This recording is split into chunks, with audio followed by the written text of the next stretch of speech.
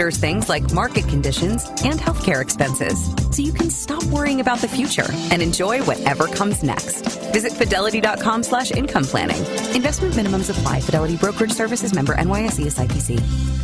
The views and opinions expressed on this program do not necessarily reflect that of the staff and management of Good Karma Brands, but are the sole responsibility of the host and guests of this particular show.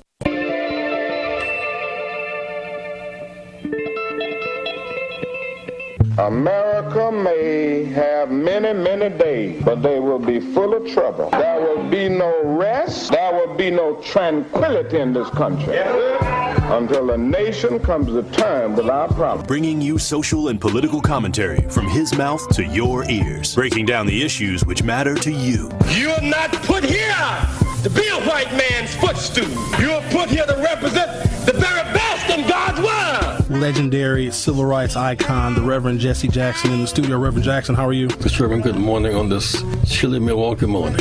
And I am pleased to have one of the founding members of the Black Panther Party, Chairman Bobby Seale. Mr. Chairman, how are you this morning? Good morning. I'm doing just fine. Thank you. To Mr. Eric Holder. Mr. Holder, so good to see you. How are you? Well, I'm fine, man. How you been? It's been a long time. Haven't seen you for a while. The Dr. Cornell West. Dr. West, how are you, sir? My dear brother, you're so kind, you're so generous, man, but I salute you and the work that you were doing there. Doing a magnificent job there in Wisconsin. Stream live on 1017thetruth.com. Call in with your questions or comments. 833-212-1017. Join us on social media at 1017 The Truth. It may not be what you expect to hear, but I will definitely give you what you need to know. Are you ready for the truth? I want the truth. You can't handle the truth. Now, live from the American Family Insurance Studio at the Avenue in the heart of downtown Milwaukee, here is Sherwin Hughes. Good morning. Welcome to the program. Today is Tuesday, July 30th, 2024. I just got off the phone with Congresswoman Jasmine Crockett, who represents the good people of the 30th Congressional District in Texas. Oh, you know Representative Crockett. She's the one that had some words for Congresswoman Marjorie Taylor Greene. Very colorful, descriptive words. She, as you know, is a supporter of Vice President Kamala Harris. And I'm going to be asking her, well, I already asked him. I'm not going to pretend like this interview was live. I literally just got off the phone with her and had to race into the studio to start the program. Unfortunately, her schedule did not perfectly align with the start of my program, so we just did the interview literally 5 minutes ago, so we're going to play that for you in a little while. She's a fantastic person to talk to, and she's got incredible insights. Very, very bright, very intelligent, very specific with the issues, and I think that she brings a different perspective to the positive attributes of Kamala Harris. So looking forward to playing that interview. And also, I want to listen to it because I thought it went rather well. So I want to play that probably, I don't know, few minutes. And she's a soror.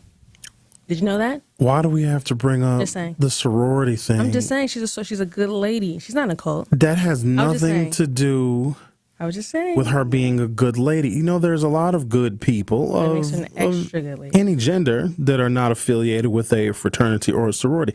I'm not trying to start any hate or animosity amongst those who are in such affiliations. It just never worked out for me. No, 100%. I was just saying, and she's a soror.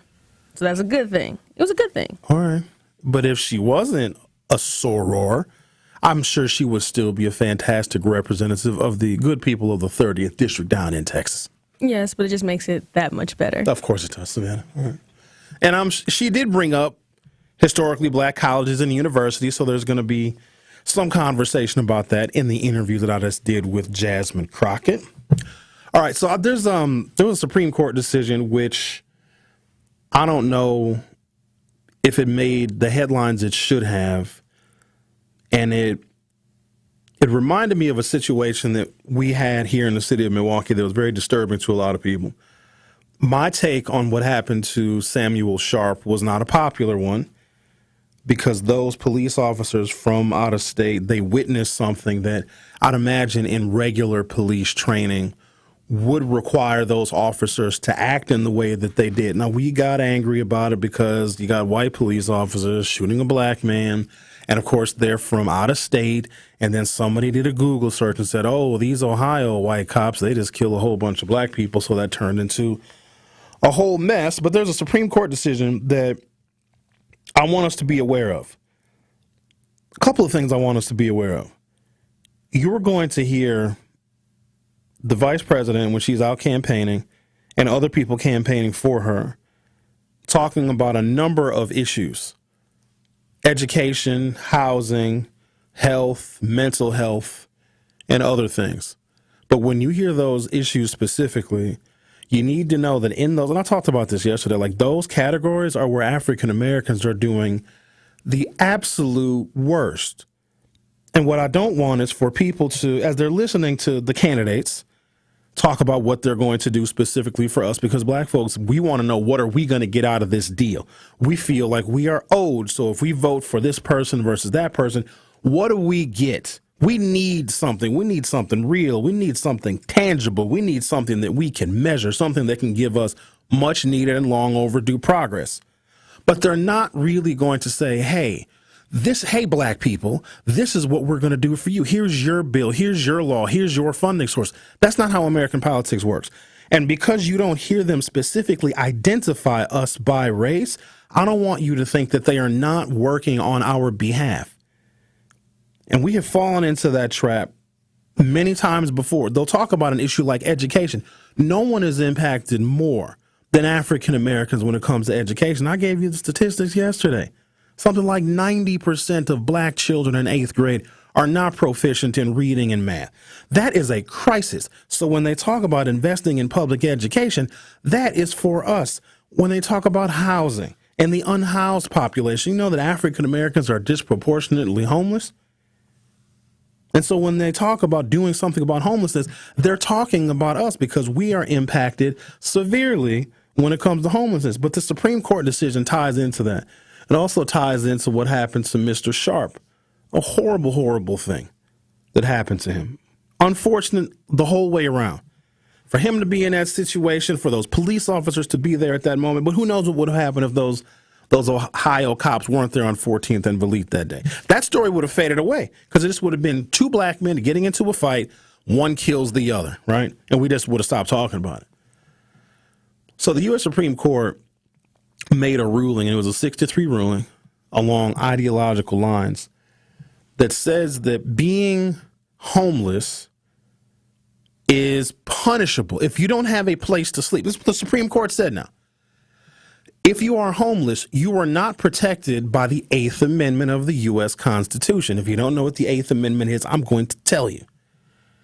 That's cruel and unusual punishment. I need you to understand this. Homelessness impacts African Americans more than any other racial group by like a factor of 4. There's something like 40 African Americans per 10,000 that are homeless. Our Caucasian counterparts, it's 11 per 10,000 that are homeless. So we are 4 times more likely to be homeless. The Supreme Court says homeless people are not protected by the 8th Amendment, meaning what happened to Samuel Sharp, if he was just sleeping outside, is constitutional. So when they do these policy shifts and policy adjustments and make Supreme Court rulings, they are covertly going after us, because I think if we put these pieces together, put together this jigsaw puzzle, if we understood that homelessness it's a nationwide problem, but it impacts African Americans more than anybody else. And the Supreme Court just said homeless people are not protected from cruel and unusual punishment. That is a direct attack on us and members of our community. And they're leaving like these little breadcrumbs that are making it easier in the event that Donald Trump gets elected for them to completely steamroll our community. And I don't want anyone to be turned off by what the Democrats are saying if they're not mentioning African Americans specifically. Hey, black people, we're going to do this for you. You're not going to hear that. Now, you might hear a surrogate or a campaign spokesperson may say specifically what the Democrats, what the Harris administration may do for black people, but you're not going to hear from the candidate. The candidate is going to talk about the issues and the categories that heavily impact the black community, but they probably won't say race. And I just want y'all to get used to how the language is going to be used in talking to us about this upcoming campaign. I also want to prepare folks, and I did talk to Representative Crockett about this, the election interference that we are going to see leading up to, on, and after Election Day is unlike anything we have ever seen before. So in 2020, it was a bit of a mess. And then, of course, you had the riot at the Capitol, and you had a number of fake electors. And mostly got resolved, even though there's a lot of Republicans, including the Republican nominee, that still thinks he won the election in 2020, that it was stolen from him. You know that Donald Trump believes that he can get a third term because he thinks that the 2020 election was stolen from him. So he believes that he actually is owed that term. Oh, it's just the wildest theories. They're weird, is what they are. That's exactly what it is. They're weird. But they have planned a scheme in which they are going to stop the certification in the event that Kamala Harris wins. Because if Donald Trump wins on November 5th, well, that's the most fair election we've ever had in this country. Everything worked out perfectly. Oh, there was no cheating. There was no interference. Everything, all the ballots were counted. Oh, they're going to just praise the American electoral system if Trump wins. But if he does not, they have a plan in place that I'm going to share with you that should scare us to high heaven. They're installing people in certain counties. I got the list of counties. I'm going to tell you about it when I come back from my momentary intermission, where they've installed people who are sympathetic and loyal to Donald Trump on county election boards, okay? This is the plan that they're doing right now. And here's the thing. They're telling you they're going to do this. And I asked Representative Crockett, I'm like, yo, what are we going to do about this plan that they're putting together right in front of our faces? That's the thing about Trump. Y'all think he's kidding. When he said to a group of Christians he was campaigning in front of either on Saturday and Sunday, he was like, if you vote for me this time, you'll never have to vote again. He's not kidding.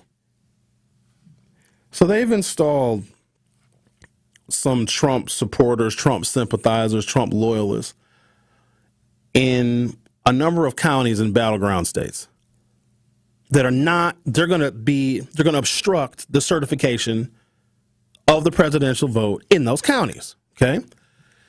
If counties don't certify the presidential election vote, then the states can't certify that election.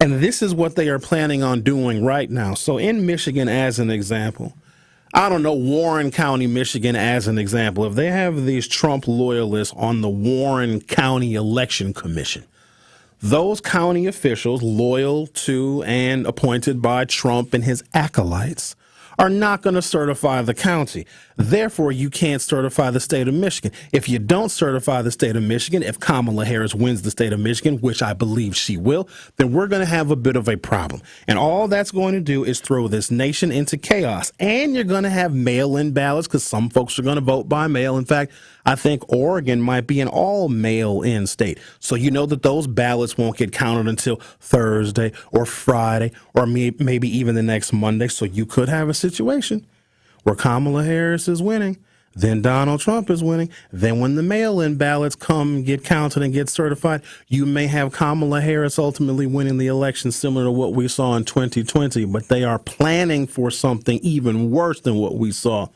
on January 6, 2021. Just want folks to be aware of that. So lots to talk about today.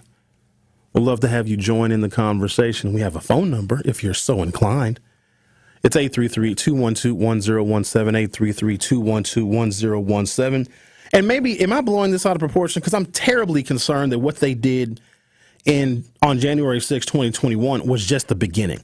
Like, I don't think that they looked at that and say, oh, well, we tried to stop the peaceful transfer of power. We'll never try that again. Darn it, we got foiled. I think that they're going to plan something much more elegant and much more sophisticated. Are you guys concerned about election interference and election shenanigans? I know this much. I want y'all to vote. We also have to do something about the number of people that are functionally illiterate, that are too embarrassed to go and vote. Tell you what, If you can't read, I'll come with you. Because it's legal to take somebody with you into the little polling area. You can take a person. Did you know that? You can have somebody read your ballot to you legally. So, Savanna, I'm enlisting you too. We're going to help people read their ballot. I don't think it's legal for us to tell them who to vote for. But if they ask me, then I'll share my thoughts. I'll take a break, come back. Are we going to play the interview with Representative Crockett? So we're going to play that next. Okay. Stay tuned, because on the other side, my conversation with Representative Jasmine Crockett. You know Jasmine Crockett. What'd she say? Bad built, bottle blonde beach body? Bad built, bleach blonde, yeah. Something like that. And then the chairman of the committee, because when she said it, came out of nowhere. The chairman's like, a what now? A what? What? She's a who? What did you call her? Messy. They messy. A what now? All right, let's take a break. The Truth with Sherwin Hughes on 101.7 FM. We'll be right back.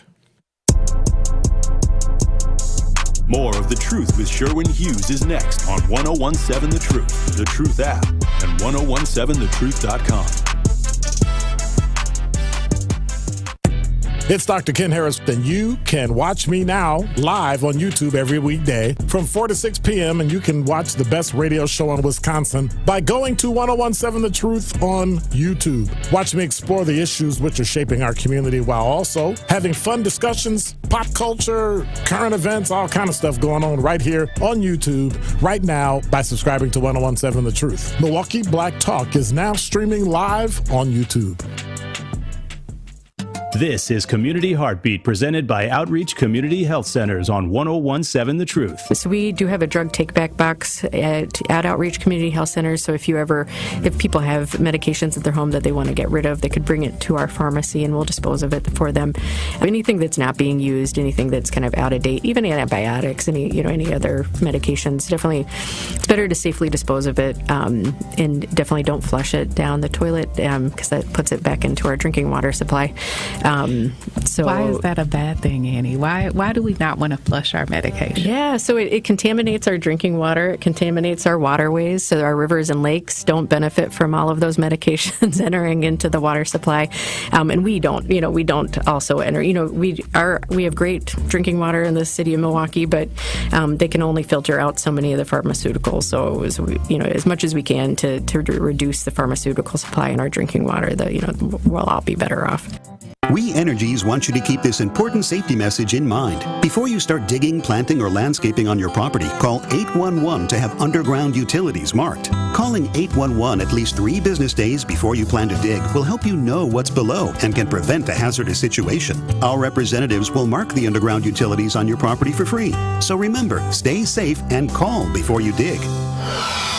We Energies. People you can trust. Energy you can depend on. Tune into the award-winning 1017 The Truth's Business Spotlight Thursday at 3:57 p.m. between The Tori Lowe Show and Truth in the Afternoon with Dr. Ken Harris. Your girl Noni Juice will be joined by Eduardo, the Regional CRA Residential Loan Director at Associated Bank. Eduardo and I will discuss home ownership for first-time home buyers, so you will not want to miss these great tips that he shares. So again, tune into the Business Spotlight with Associated Bank on Thursday at 3:57 p.m. on the award-winning 1017 The Truth. Life's better with American Family Insurance because we know whether it's a new home or a new car, you've worked hard to achieve your dreams, and we work hard to protect them so you can enjoy the utmost peace of mind. Save up to 23% when you bundle home and auto. American Family Insurance. Get a quote and find an agent at amfam.com. Products not available in every state. Visit amfam.com to learn how discounts may apply to you. American Family Mutual Insurance Company, SI, and its operating company, 6000 American Parkway, Madison, Wisconsin. It's The Truth with Sherwin Hughes on 1017 The Truth, The Truth app, and 1017thetruth.com.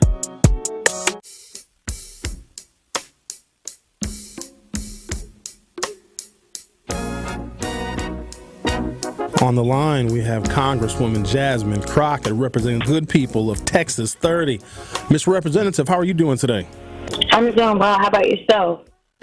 I'm doing fantastic, and I'm very, very glad to be speaking with you because these are very, very exciting times. Within a week, Vice President Kamala Harris raised $200 million. There are 130,000 new volunteer signups, and the momentum has just been fantastic. Can you just talk about how exciting this moment is for Black women and for Democrats? Yeah, I mean, it's a great time in this country, and Lord knows we needed a little bit of hope. So I'm really excited. The first portion of your question asked about Black women. For the longest, Black women have held the Democratic Party down. And I don't know that it's really translated into seats at the table. But to have a Black woman potentially ascend to the most powerful position in the entire world is truly one of those pinch me moments. As it relates to the Democrats, I love the enthusiasm that we're seeing on the ground, especially from young people, because this will be a president that will champion so many things that they prioritize, whether we're talking about repro, whether we're talking about guns, or whether we're talking about environmental issues. So I think that they've got the candidate that they can rally behind. A lot of people kept saying they didn't want an election that was just going to be a referendum against someone, but they actually wanted to vote for someone. And I think that that's what we're seeing. I just need us to hold on for a little less than 100 days and make sure that we continue to carry this momentum forward until we win. We have to talk about policies because that is going to be the natural conversation. How do you believe that Kamala Harris's policies, if she's elected president, will positively impact not just America, but specifically the African-American community? Yeah, I mean, listen, this administration, their wins, that was done in partnership with President Biden. And one of the biggest wins that people don't talk about enough, in my opinion, has to do with the investments that we saw going into HBCUs. I used to tell people, it makes a difference that she's there. We know that somewhere between $14 and $16 billion has specifically been invested in HBCUs when the most that had ever been invested prior to had been $253 million. That is huge. But when we start looking at things such as what they've consistently called her, because they don't really have an answer for her greatness, they've been like, oh, she's a DEI hire. We know that they are consistently trying to write into every single bill that comes on the floor, whether it's a simple appropriations or otherwise, something about defunding diversity, equity, and inclusion in this country. We know that we've got a Supreme Court that has specifically gone after affirmative action. What people don't realize is that they're quickly trying to get to the point that when it comes to investments in Black businesses, that those investments completely dissipate. We saw what happened to the Fearless Fund. Under her leadership, we won't have that, because this is our opportunity to have economic wealth, to start to make sure that we can continue to close that gap that exists when we look at the racial wealth gap. And so she is going to make sure that not only we get back on track, but that we actually move forward in an aggressive way. We know that hundreds of new Black businesses were created, if not thousands of new Black businesses were created under this administration. So we know that the economy matters. We know that making sure that Black folk have economic opportunities matters. But also, when you start to talk about reproductive access, one of the things that people don't talk enough about is the fact that that has economic indications as well. And so being able to control what happens to your body and when is absolutely going back to the economics of it all as well. Speaking with Congresswoman Jasmine Crockett, who represents the good people of the 30th Congressional District in Texas. Representative Crockett, the attacks are going to come. They're going to be fast and furious because that is par for the course for Donald Trump and his allies. How should we prepare for that? Because some of them are going to be overtly racist. I know it's going to turn up the temperature on an already volatile political situation in America. Yeah, here's the deal. The vice president has been a Black woman her entire life. So, I like to tell people that she's built for this. It doesn't mean that she deserves it, but definitely she has seen the likes of a Donald Trump and his acolytes for a very long time. What I'm most concerned about is the disinformation and misinformation around her record, especially when you start to say, oh, she's a prosecutor. On one hand, people look at it and say this is kind of the perfect scenario. You've got someone who is obviously a criminal, and then you've got a prosecutor on the other side. Which one gets the vote? And there are those that say it's easy to vote for the prosecutor. But considering the criminal justice or the criminal injustice that is specifically targeted Black and brown communities in this country, there still is angst when it comes to the title of prosecutor. And so some of the things that they're going to try to do is say that she broke all kinds of laws and all she wanted to do was lock Black folk up, when the reality is that when she became Attorney General, she is the one that decided that there needed to be body cams for all law enforcement agencies. I mean, when we think about the fact that we just lost Sonia Massey, one of the reasons that we don't have to depend on what those officers reported out is because body cams were worn.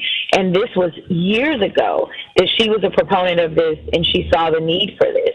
We also know that she wanted to make sure that people got second chances, and she didn't want them to have the scarlet letter on their chest because, unfortunately, Donald Trump is the only person that somehow gets to fail up once he ends up with a felony. But we know that in this country, that's not the norm. We know that normally this means that you won't have access to housing or education or even jobs. So she understood that a long time ago, and she was a progressive prosecutor. Now, the reality is that we all want to be safe, so some people end up going to jail because they just break the law. But sometimes it's just about being smart on crime, and that's the type of prosecutor she always was. And I hope that we can continue to dispel and continue to research her record to make sure that people are not starting to repeat and parrot what the right is going to say about her when it's inaccurate. Congresswoman Crockett, from your perspective, just how bad is J.D. Vance, Donald Trump's selection for his VP, his running mate? I think he's great.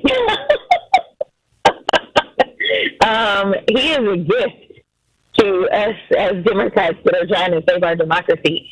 When they were going through his short list, I have to be honest, I was very nervous that somehow they would get smart and pick Nikki Haley. And I was very concerned. You talk about unifying that party.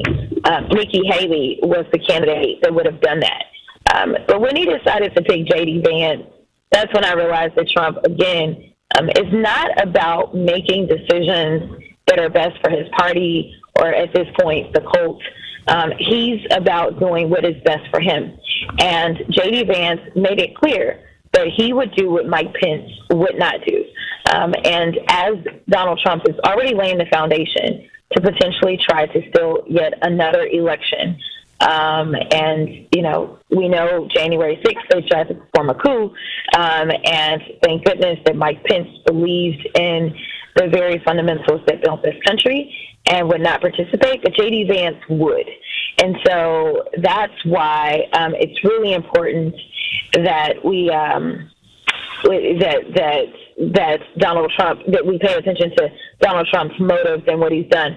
But in addition to that, you know, in a year that I would categorize as a year of the woman, because of the attacks that have been lodged against women, whether it's been just directly in our faces or whether it's been with policy, to double down on that and get a guy that is so anti-woman on this all-male ticket is truly a gift. I think that it's going to energize suburban women and inner-city women and rural women to come out and vote against this guy, attacking us, those of us that are single, and basically saying that we should not have a say-so in what happens in this country because we don't have children.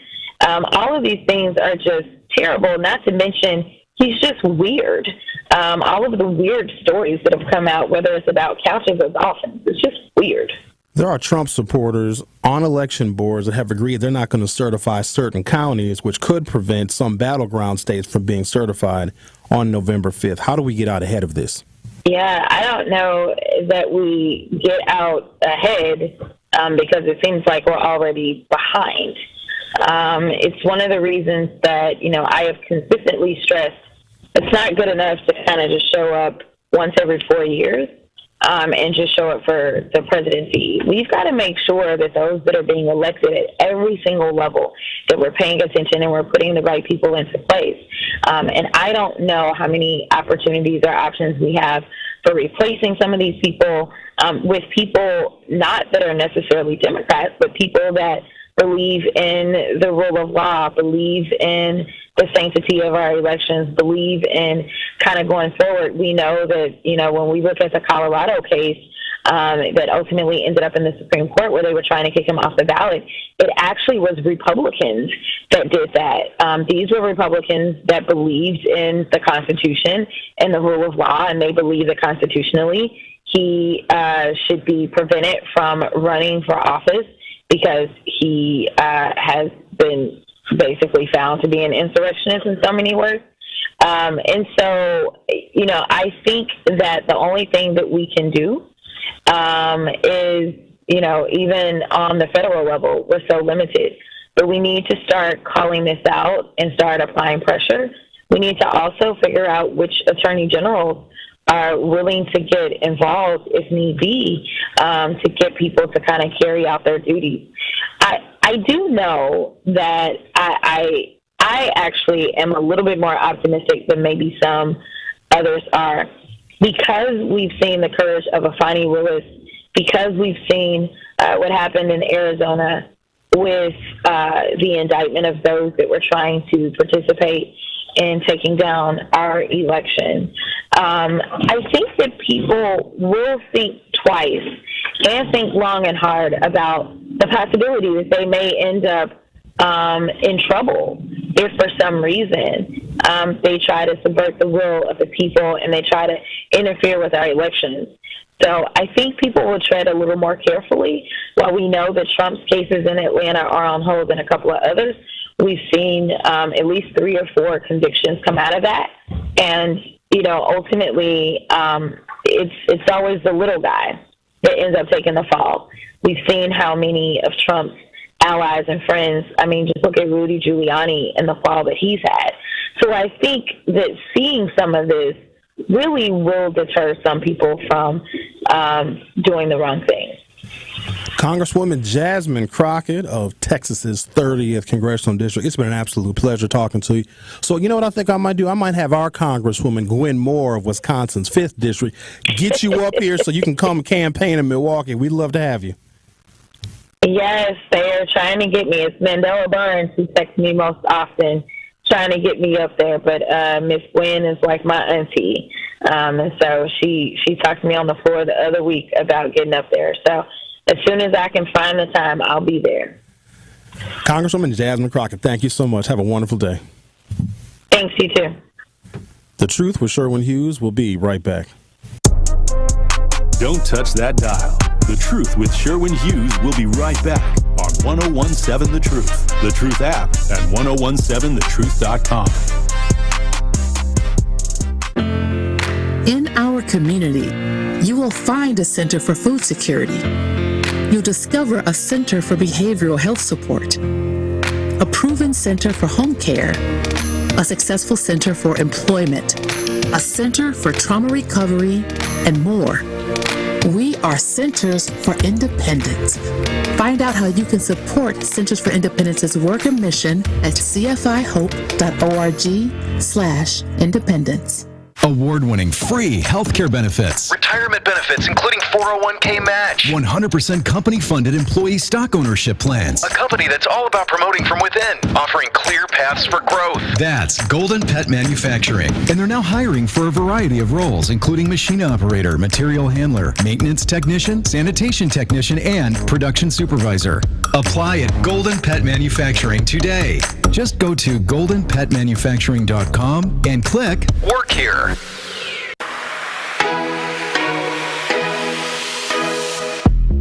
It's time for Truth Takes, a thought-provoking commentary on the new 1017 The Truth. Here is Telly Hughes with his truth.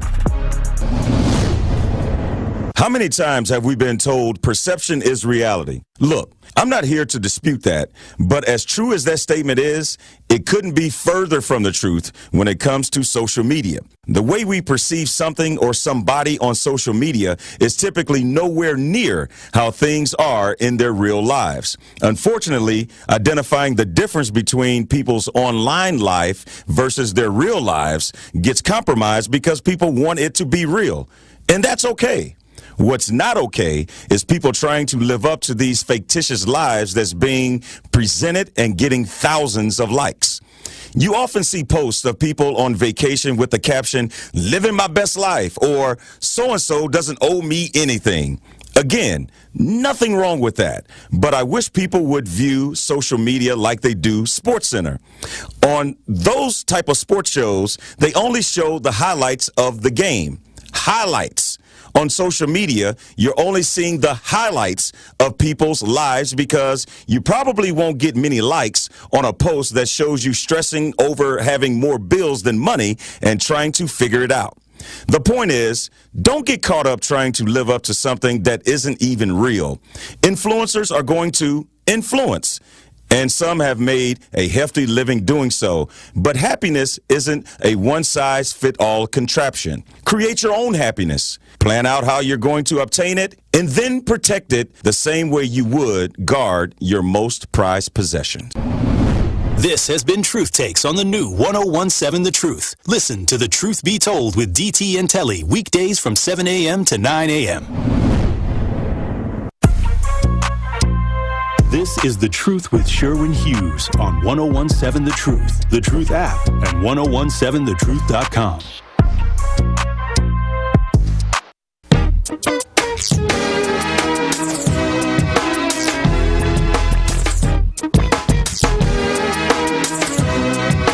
So I'm going to put together a little to-do list. All right, so I want to get Madam Vice President and Democratic nominee Kamala Harris in the studio. I mean, it's time she comes in the studio. So that's on the to-do list. I also would like to get Jasmine Crockett, of course, in studio. Did y'all hear when she said, "Oh, Mandela Barnes be texting me"? There's something about that sounded like Mandela might be interested in something else. You know what I mean? Please. What? No. What? She's a very attractive lady. Beautiful, but no, just strictly business. She's like, Mandela be in my inbox. Please. Mandela be in my DMs. So I'd like to get her in studio. I've never met Barack Obama, and I'm a little upset about that. I should only be mad at myself because I had an opportunity to meet him in 2004, and I didn't know who he was because he hadn't given his convention speech because he spoke at the DNC in 2004. And at the time, he was just a dude from Illinois running for the U.S. Senate in 2004. And he came to the Washington Park band shell. I remember like it was yesterday. And he was here campaigning for Russ Feingold. And I found that odd because Barack Obama had run for the House of Representatives and lost. And then he decided he was going to run for the U.S. Senate. So I'm like, why would Russ, who's an established statesman, want someone who lost the congressional race, is running for the U.S. Senate, to come and campaign for him? If anything, Russ Feingold should have been down in the Chicagoland area or down in Illinois campaigning for Barack Obama. Now I realize why Russ Feingold invited Barack Obama to the Washington Park band shell to a campaign event, because Russ Feingold wanted us to see and hear this Barack Obama fella. So I was like, hey, I'm not trying to meet dude. I don't know who dude is. So I went. I had other stuff I had to do because I was planning the event. Anyways, like to get Michelle Obama in the studio too. That would be nice. You know, Milwaukee is going to be the center of the political universe, in case you haven't already noticed. The Republicans were here for a week. 2020, the Democrats had their convention here. We were what they call the tipping point state in 2020. Joe Biden only won by 0.6 of a percentage point in the state of Wisconsin. And that 0.6 of a percentage point in which Joe Biden won by was enough to give Joe Biden the 10 electoral votes he needed to reach his mark of 270. And so they're looking at similar mathematics for 2024. So Wisconsin is going to be pivotal, including Milwaukee. Before I get to this horrendously dangerous and far-reaching Supreme Court ruling that says that homeless people are not protected by the Eighth Amendment of the Constitution. The Eighth Amendment is the amendment that protects people from cruel and unusual punishment. So it's more than just criminalizing homeless people. Like, you got to understand like how horrible this is. It's because someone doesn't have somewhere to sleep. They're not allowed to sleep in public because the Supreme Court basically says, well, we're not criminalizing the person. We're criminalizing their status. We're criminalizing the action. They are not protected from cruel and unusual punishment. Do you know what cruel and unusual punishment, like the range of things that could actually be? And it also should be a great concern of ours, because those of us that, you know, want to see the African American community do more, get more, be treated better. The lion's share of people in this country that are homeless are black. And so there is now a constitutional justification for a cruel and unusual punishment for homeless people. But there's something that's even bigger and more frightening, because a lot of folks think like, oh, that's just going to impact homeless people. So if I'm not homeless, I'm fine. No. There's a precedent that is being set. The Supreme Court basically says, and don't worry, I'm going to read you the ruling. I'm going to read you the ACLU statement as well, because they're hopping mad, as you can imagine. You now can criminalize someone's status. Homelessness is a status. And if you have a certain status, and I'm going to give you a list of statuses, some of you have these statuses, you won't be protected by the Eighth Amendment either. That is what this court is doing. Now, doesn't it make sense why when Barack Obama had, 9 months left in his term, and Mitch McConnell was the leader in the U.S. Senate, they did not allow Barack Obama to get a third selection on the U.S. Supreme Court so that they could have moments like this, so that Donald Trump gets 3 picks or had 3 picks on the U.S. Supreme Court, and they can make rulings that can criminalize someone's status. These are frightening, frightening times. And I'm still going to have to do an overwhelming amount of convincing to tell people that Kamala Harris is worth the vote. So before I get into that, let me tell you, so early voting has started today at Capitol Drive Voting Center, 6001 West Capitol Drive, so 60th and Capitol. You can vote early at the Zeidler Municipal Building at 841 North Broadway. You also can vote early in person at the Zablocki Library, 35th in Oklahoma. The hours are from 9 a.m. until 7 p.m. Monday through Friday, from 10 a.m. until 2 p.m. Saturday, August 3rd and August 10th, and noon to 4 p.m. on Sunday, August 4th. Also, the Good Hope Library at 7715 West Good Hope Road, but that location opens tomorrow. The Tippecanoe Library at 3912 South Howell, and the Washington Park Library, you can vote in person early for the August 13th primary election. Now, it depends on where you live. There's one election that I know of in the Milwaukee area where you will actually see candidates on a ballot, and that is in the 4th Senate District. So some of you might be saying, wait a minute, wasn't there just an election for the 4th Senate District? For those that may be unfamiliar, the 4th Senate District is the district that was left vacant when then Senator Lena Taylor now became Circuit Court Judge Taylor, so she vacated her Senate seat. Dora Drake technically is the current senator in the 4th District because she won the election that allows someone, Dora Drake, to complete the remainder of Lena Taylor's unexpired term. The election that's on the early vote ballot now and on Election Day, August 13th, is for a 4-year term in the Wisconsin State Senate. I know it's weird, but the timing of it all, of when Lena left, and there was still time left in Lena's unexpired term, and then, of course, you have the 4-year election. The primary election is on August 13th, and there was a general election where Dora Drake was the only one on the ballot on July 30th. I know it sounds complicated. You know how many times it had to get explained to me before that made any sense to me? Like, well, sure, when there's going to be an election on July 2nd, then there's going to be a general election with no Republican on July 30th. Oh, then, by the way, sure, when there's going to be a primary election on August 13th, and then, of course, there's going to be a general election with no Republican on the 4th Senate District ballot on November 5th. That's a lot. So, early voting has started. Also, even if you don't live in the 4th Senate District, there are 2 ballot referenda on that ballot. So everyone in the city of Milwaukee, in fact, these referenda are statewide. Everyone needs to go and vote. And you have to vote. And I don't like telling people how to vote, but when it comes to these referenda, the way they word them, especially when they are created by the Wisconsin State Legislature, like, I have to be abundantly clear, because we can't screw up another referendum. We can't.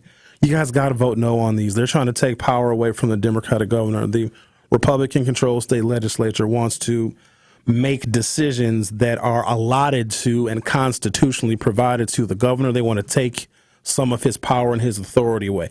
You can't do that. Can't do that. Let me tell you why you can't do that. Because members of the Wisconsin State Legislature, now remember, there's 2 branches. There's the lower house, which is the Wisconsin State Assembly. There are 99 members. And then there's the upper chamber. That is the Wisconsin State Senate. There are 33 members. They're each individually elected in districts all over the state. So they're elected by folks near and far. The governor is elected by all of us. So I live in Milwaukee. I have no bearing on who gets elected in the 98th Assembly District or the 3rd or the 7th or the 14th Senate District.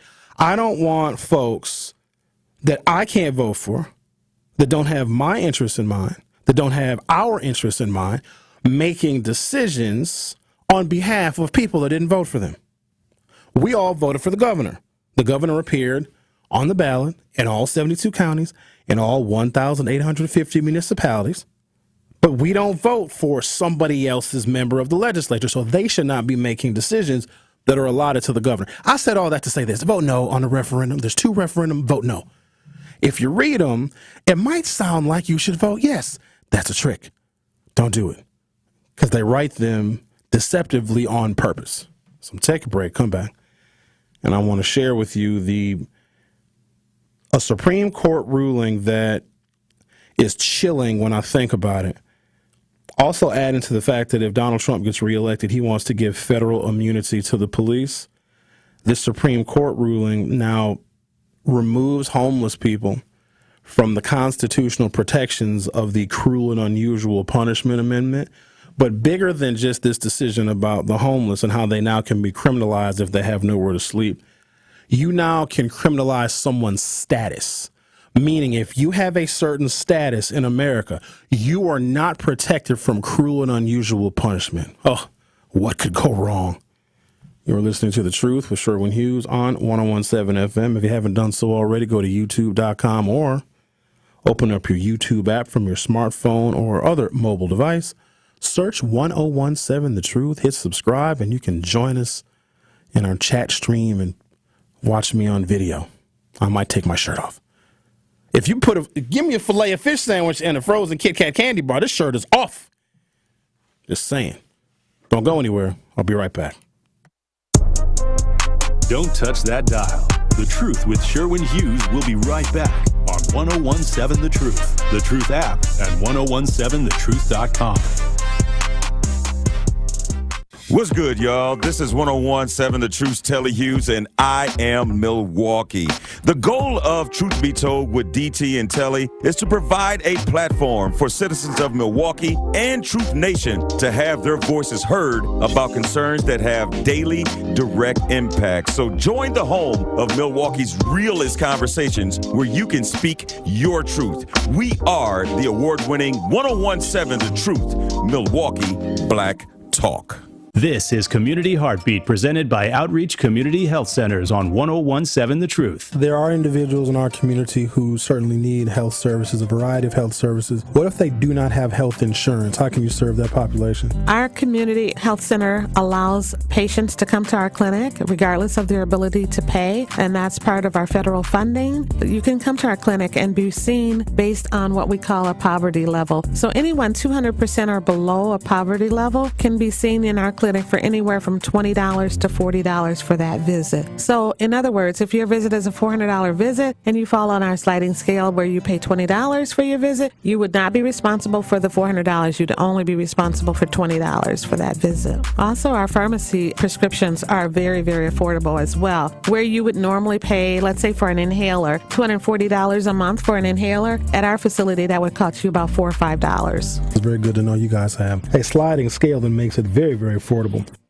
Associated Bank knows your small business isn't just a venture. It's your dream and a vital part of the community. And we're not just a bank. We're your neighbors. We're looking out for you. That's why Associated Bank offers quick online applications and approvals with funding in as fast as one business day, checking with no minimum balances or maintenance fees, and prompt customer service. Explore our products at associatedbank.com/business or visit a branch for more details. Subject to credit approval. Member FDIC, Equal Housing Lender. Saving energy and money is easier than you think. Here are 2 simple things you can do to reduce your energy use and lower your energy bill. Use thermal curtains to reduce each room's energy loss by up to 25%, and make sure vents aren't blocked by furniture or rugs to improve airflow and comfort. Simple, smart savings. Get more energy-saving tips at WeEnergies.com. What do you get when you combine grilled-to-order deliciousness with only the finest Wisconsin cheeses?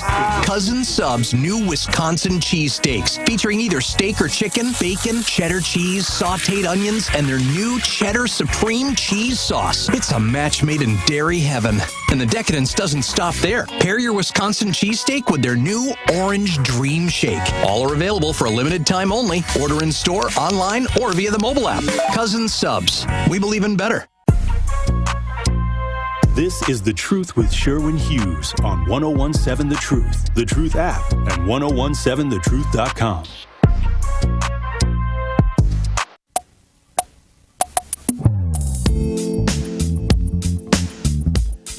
In its biggest decision on homelessness in decades, the U.S. Supreme Court ruled that cities can ban people from sleeping and camping in public places.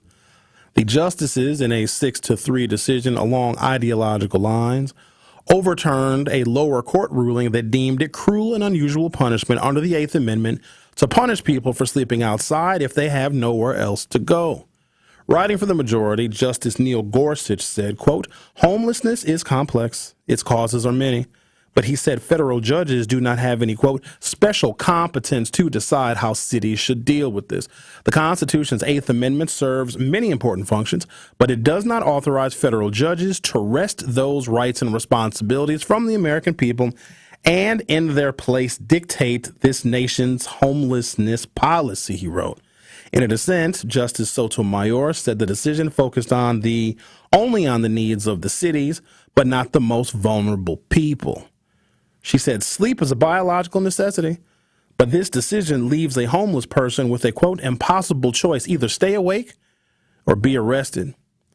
The court's decision is a win for the small town in Oregon of Grants Pass, which brought the case, but also for dozens of Western localities that had urged the high court to grant them more enforcement powers as they grapple with record high rates of homelessness.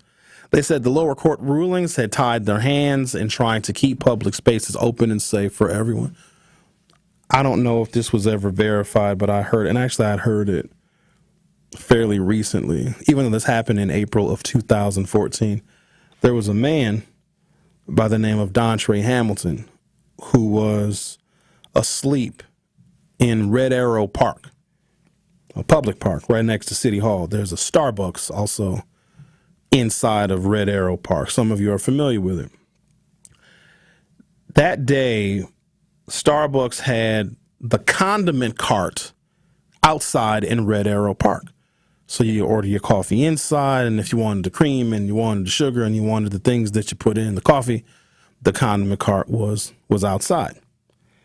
Well, Mr. Hamilton was asleep underneath a bench in that park, which may be disturbing to some, but I'm not entirely sure if you guys know this. You can sleep in a public park because it's public.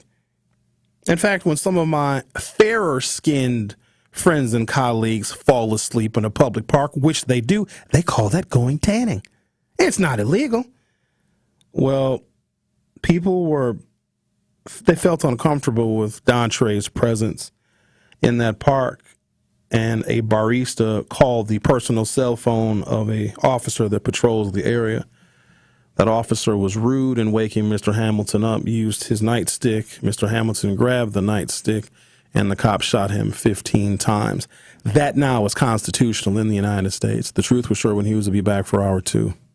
Tune into the award-winning 1017 The Truth's Business Spotlight Thursday at 3:57 p.m. between The Tori Lowe Show and Truth in the Afternoon with Dr. Ken Harris. Your girl Noni Juice will be joined by Eduardo, the Regional CRA Residential Loan Director at Associated Bank. Eduardo and I will discuss home ownership for first-time home buyers, so you will not want to miss these great tips that he shares. So again, tune into the Business Spotlight with Associated Bank on Thursday at 3:57 p.m. on the award-winning 1017 The Truth. All your favorite interviews and best moments live in one place. I love your perspective, Sherwin. Thank you. You do a great job. Appreciate you do a great job. I downloaded the app so I can listen to you in the evening sometimes because you make a great difference in how you present things in many ways, politically, socially, financially. You do a great job. Download the new 1017 The Truth app now. Milwaukee Black Talk. 1017 The Truth. Truth Nation, let us take a second to brag for a moment. There is no other station in the country where you get a front row seat to hear from some of the biggest names in politics, pop culture, and sports. People like President Joe Biden. Black child poverty was cut in half in 2021. We built black wealth, 15 million jobs nationwide, more than 2.5 million for black Americans. Black wealth is up 60% since the pandemic. Former President Donald Trump's son, Eric Trump. Guys, we almost had a former president and very likely future president assassinated on live TV. Like, you know what that would have done for this country? You know what that would have made our country look like? We would look like a banana republic. And Brewers All-Star and former National League MVP Christian Yelich. Listen, you already know. Yeah, we got we were just in LA, so we heard our fair share of Kendrick out there in LA. Dodger Stadium has one of the best sound systems in baseball too. Tap into the award-winning and nationally recognized 1017 The Truth by downloading the Truth app, listening live on 1017thetruth.com, and streaming us live at 1017 The Truth on YouTube. Research shows that high-quality teachers have the greatest impact on student success during the school day. By shaping their students, they are shaping the future. Yet while actors have Oscars, musicians have Grammys, and athletes have gold medals, exemplary educators who prepare every profession are just not recognized enough. The Milken Educator Awards set out to change that by surprising outstanding educators across the nation with $25,000 prizes and providing a platform to celebrate, elevate, and activate the profession. Erica Stevens! The awards were created by Lowell Milken of the national nonprofit Milken Family Foundation. The journey to surprising the 3,000th Milken Educator is in full swing. Who will be next? Honey, they chose me. Celebrate teachers, value teachers, thank teachers. You're listening to the new 1017 The Truth, founded in partnership with Associated Bank. Your money works here. 1017 FM, 1510 AM, WGKB Waukesha, and W269DL Milwaukee. Locally owned Good Karma brand station.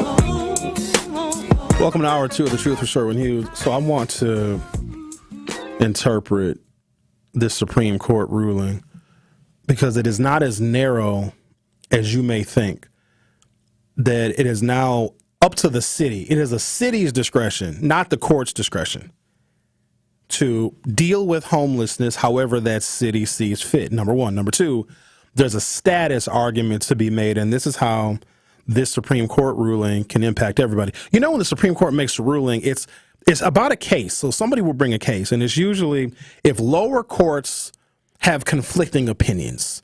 Somebody files a suit, They appeal. The appeal is heard, and then the original case is overturned, and then somebody else files the same case in another jurisdiction, and there's a lot of disagreement amongst the lower courts. Then the U.S. Supreme Court, they have the option to take a case if those involved in said case want to continue going up the chain, right? But it requires disagreement amongst the lower courts, which in this particular circumstance, with homelessness being protected, status being protected, someone's status being homeless being protected by the Eighth Amendment. So there was no agreement amongst lower courts, and the U.S. Supreme Court basically says, yeah, it's entirely up to local authorities how they want to punish or criminalize someone's status. Remember, they're not punishing the person. They're punishing their status, which is weird, right? But by making that argument, this decision is not narrow. And so what we have also done is we have opened the door to racial profiling. Not only is the door wide open for racial profiling, you are not protected from cruel and unusual punishment if you have a certain status, not just being homeless. I want to give you guys a little bit more information before I read some of these different statuses, which technically none of them, if you're of any of these statuses that I'm going to read in a little bit, the Eighth Amendment does not apply to you. Because, oh, no, we're not criminalizing you. We're not punishing you. We're punishing the status that you hold. Which you think it's one and the same, right? But I think they're looking at status as something that is not permanent. It's temporary. It's a momentary state of being. So if you're homeless, then we can punish that status. But if you're a property owner, well, then clearly your status has changed, and so there's nothing to criminalize. You are protected by the Eighth Amendment. It also should be noted that there's a bit of a battle, and I haven't really talked about it much because I want to get more information about it, and also want to get an alder person or two in the studio, and maybe even the mayor. We need more housing in Milwaukee for a number of reasons. Our housing stock is low and dwindling, and some of it is really, really old. But we also want to grow the population of the city. We want to grow the population of the city for a number of reasons. Particularly, we want to be more self-contained. So the more people that live in Milwaukee, the more people that are working here, the more people that are paying taxes here, the more people that are buying homes here and paying property taxes, so we have more resources to essentially foster the city's growth and pay for all the city services that we need, right? So there's a battle over affordable housing. Where to put it, what it's going to look like, is it going to open the door for gentrification, a whole bunch of things. What I do know is this, and I can say this for absolute certain. The cost of housing in the city of Milwaukee is going to go up. For the first time in my life, we actually have a skyline here in Milwaukee between the Couture building and, you got the beautiful Calatrava there. You got the Northwestern Mutual Tower. We actually have a skyline. If you look off into the distance, you see St. Mary's Hospital right there on the bluff. Beautiful hospital that's losing a ton of money. I don't know if you guys know that, but St. Mary's Hospital, they probably spent several $100 million renovating that hospital, and it's just basically empty. It's understaffed. There's not enough patients there. It's a whole mess. But I will say this. Damn. St. Mary's Hospital is a wonderful place to die because the rooms have a lake view. Yeah, no, seriously. It's a very beautiful day, very beautiful place, rather, to meet Jesus because it's very pretty, but it's losing a whole bunch of money. But it adds to the skyline. With conventions coming to Milwaukee, you had the Harley-Davidson people here over the weekend. Northwestern Mutual does their annual meeting here every year. That brings 11,000 people. There's all sorts of other conventions here. You ever see the weird people? The Comic-Con people? There's weird people. There was another one. It was a weird, subculture of people. They were tails. It's they're weird. And I shouldn't say they're weird. Yeah, I was going to say, not weird. No, they are. They're weird. Eclectic. Because they have a convention for an anime convention. And they dress in costumes. And some of those anime costumes are you shouldn't wear those out of the house. They're very risque. So we have a lot of conventions here. Everybody comes to Milwaukee for the conventions. Well, the more attention we get, the more demand there will be for people to live in Milwaukee. Lo and behold, when outsiders and strangers and visitors come to Milwaukee, you know what's crazy? They like it, especially if they stay downtown. If all they see is downtown, they stay at the Pfister Hotel and they go to a nice fancy restaurant. They go to a lounge and they have some drinks and some cocktails. There's a real like bougie, sophisticated, fancy side to Milwaukee. And some people, because they don't know that Milwaukee has such amenities for the small city that we are. And then people, like right now, look at the cost of living compared to a Chicago. Chicago is unaffordable. New York is unaffordable. LA is unaffordable. Seattle is unaffordable. DC is unaffordable. Even some cities in the South, where the South used to be known for its affordability, costs too much. And here's the other thing, the weather. Now, it's going to be hot today, okay? Whether you believe in climate change or not going to debate you on that. But our winters are short, and they're not bad. They're not bad. They're getting better. They're, like, tolerable. We're going to get you a couple of snows now. You're going to have to get the snowblower out now a little couple, 2, 3, 4 times maybe. But that's about it. But then, like, in January, it'll be like 60 degrees, right? So the climate is actually making the upper Midwest much more tolerable. In the South, it's too hot. Yeah, I will say also in regards to cost of living, I was living down in Huntsville, Alabama like 2 years ago. And yeah, it was the same. I might as well just live in DC at this point. It was the same, like cost of living, honestly. Huntsville, Alabama. The Von Braun Center is their sports complex down there, if it's still there. Yep, Rocket City. They got Space Alabama. Camp. Yep, Alabama A&M. Okay, it's down there. It's a fairly black city, but there's no correlation. I just want to say that. But yeah, okay, not good with the cost of living. You know, the Von Braun Center. I've actually done entire radio shows on the Von Braun Center, named after a man, Maximilian Werner von Braun. He's German. Oh, wow. So smart, Sherwin. But hold on, it gets better. Oh. He's a Nazi. And because he was involved in the... Oh, yeah, totally. Oh, this is the part that, like, y'all don't even understand the country that you live in. Y'all was mad about Confederate monuments. The sports arena in Huntsville, Alabama is named after a literal Nazi, but because he had like he was a rocket scientist for Hitler, because they were trying to do their V2 rocket program because the Nazis tried to blow up all of Europe. And because he was so knowledgeable as a scientist, the Kennedy administration brought him to America, gave him citizenship, and he is one of the founders of NASA. Did you guys know that some of the founders of NASA were actual, real, live, Hitler-loving Nazis? But because they were smart, we brought them over here, gave them immunity for the war crimes. Oh, America's a beautiful place. Get this. Brought them over here, gave them immunity for their war crimes, made them citizens, and they qualified for Social Security. Let me do you one better. Hell no. When Barack Obama was elected in 2008, it was brought to his attention, certainly during his first term, that there were still surviving Nazis receiving U.S. Social Security. And here's the disgusting part about it. They didn't even qualify for it, but they were getting it. So one of the things that Barack Obama did is he eliminated the Social Security payments to Nazis that the Kennedy administration brought over to the United States because we wanted to have a better space program than the Soviets. And here's how they justified it.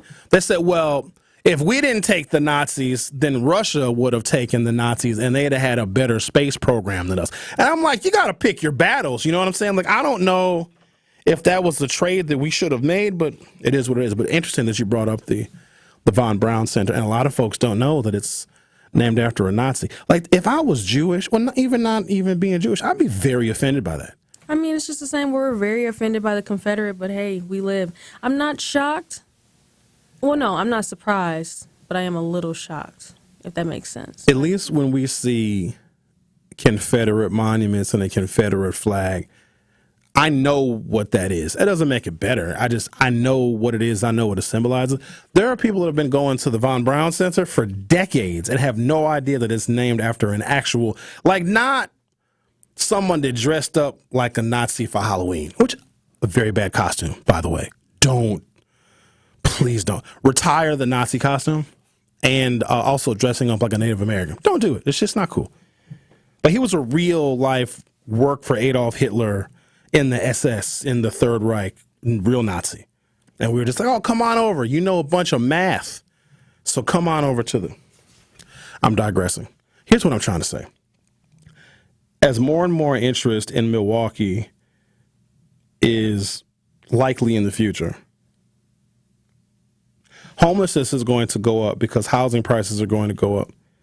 And so they're having the conversation right now about building more affordable housing. Al has actually called in. Al has been more vocal on being against affordable housing. Our Al, the 69 God Al, the Al that buys everybody drinks at our Beyond the Mic events, that Al, he's very much opposed to affordable housing.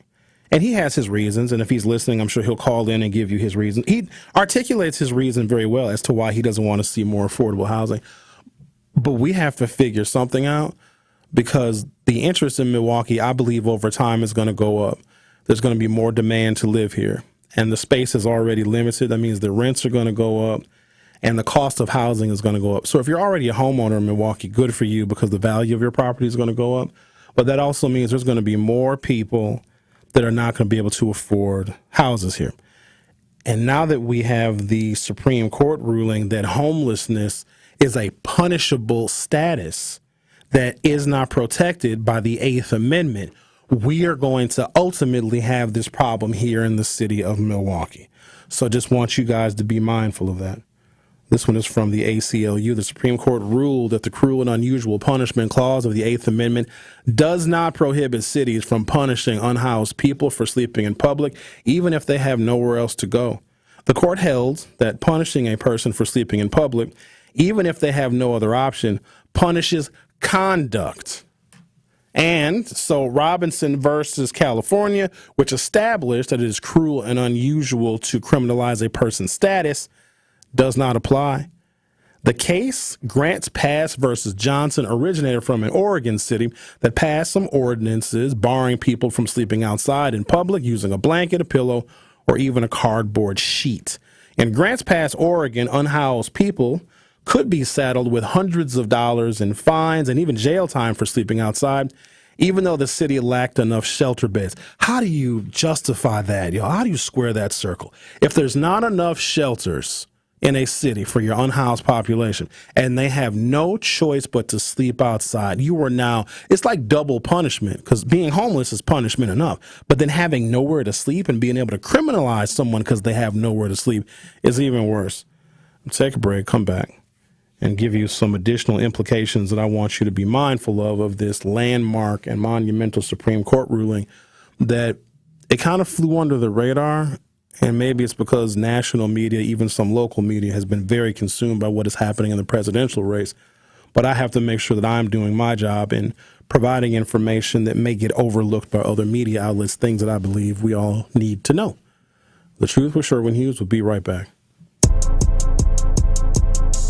More of The Truth with Sherwin Hughes is next on 1017 The Truth, The Truth app, and 1017thetruth.com. Hey, Truth Nation, we've been entering fans into the Gruber Law Office's 5K giveaway, and this Wednesday we finally pick our next one call That's All $5,000 giveaway winner. Be sure to tune in to Truth in the Afternoon with me this Wednesday so you don't miss your call, because if you do, we will go down to the next caller until we find our $5,000 winner. So again, that's the big Gruber 5K giveaway this Wednesday on Truth in the Afternoon with me, Dr. Ken Harris, on the award-winning 1017 The Truth. This is Community Heartbeat, presented by Outreach Community Health Centers on 1017 The Truth. So we do have a drug take-back box at Outreach Community Health Centers. So if people have medications at their home that they want to get rid of, they could bring it to our pharmacy and we'll dispose of it for them.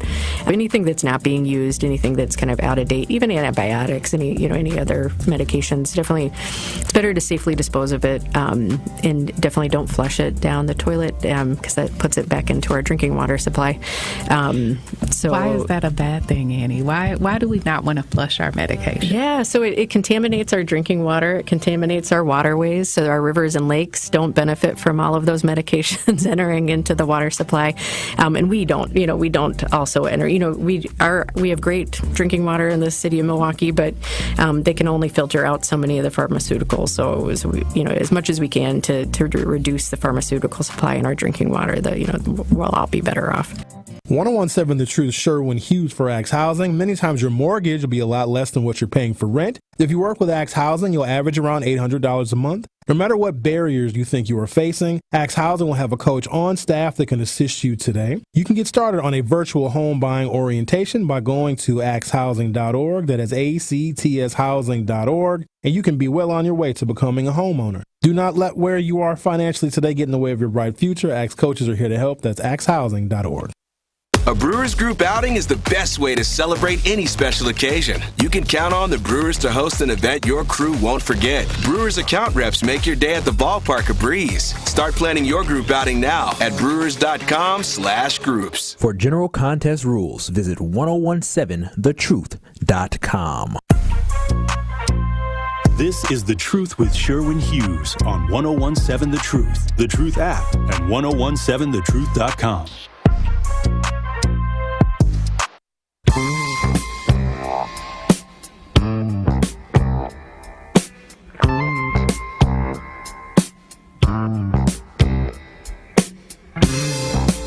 So there was a 1962 Supreme Court ruling, Robinson versus California.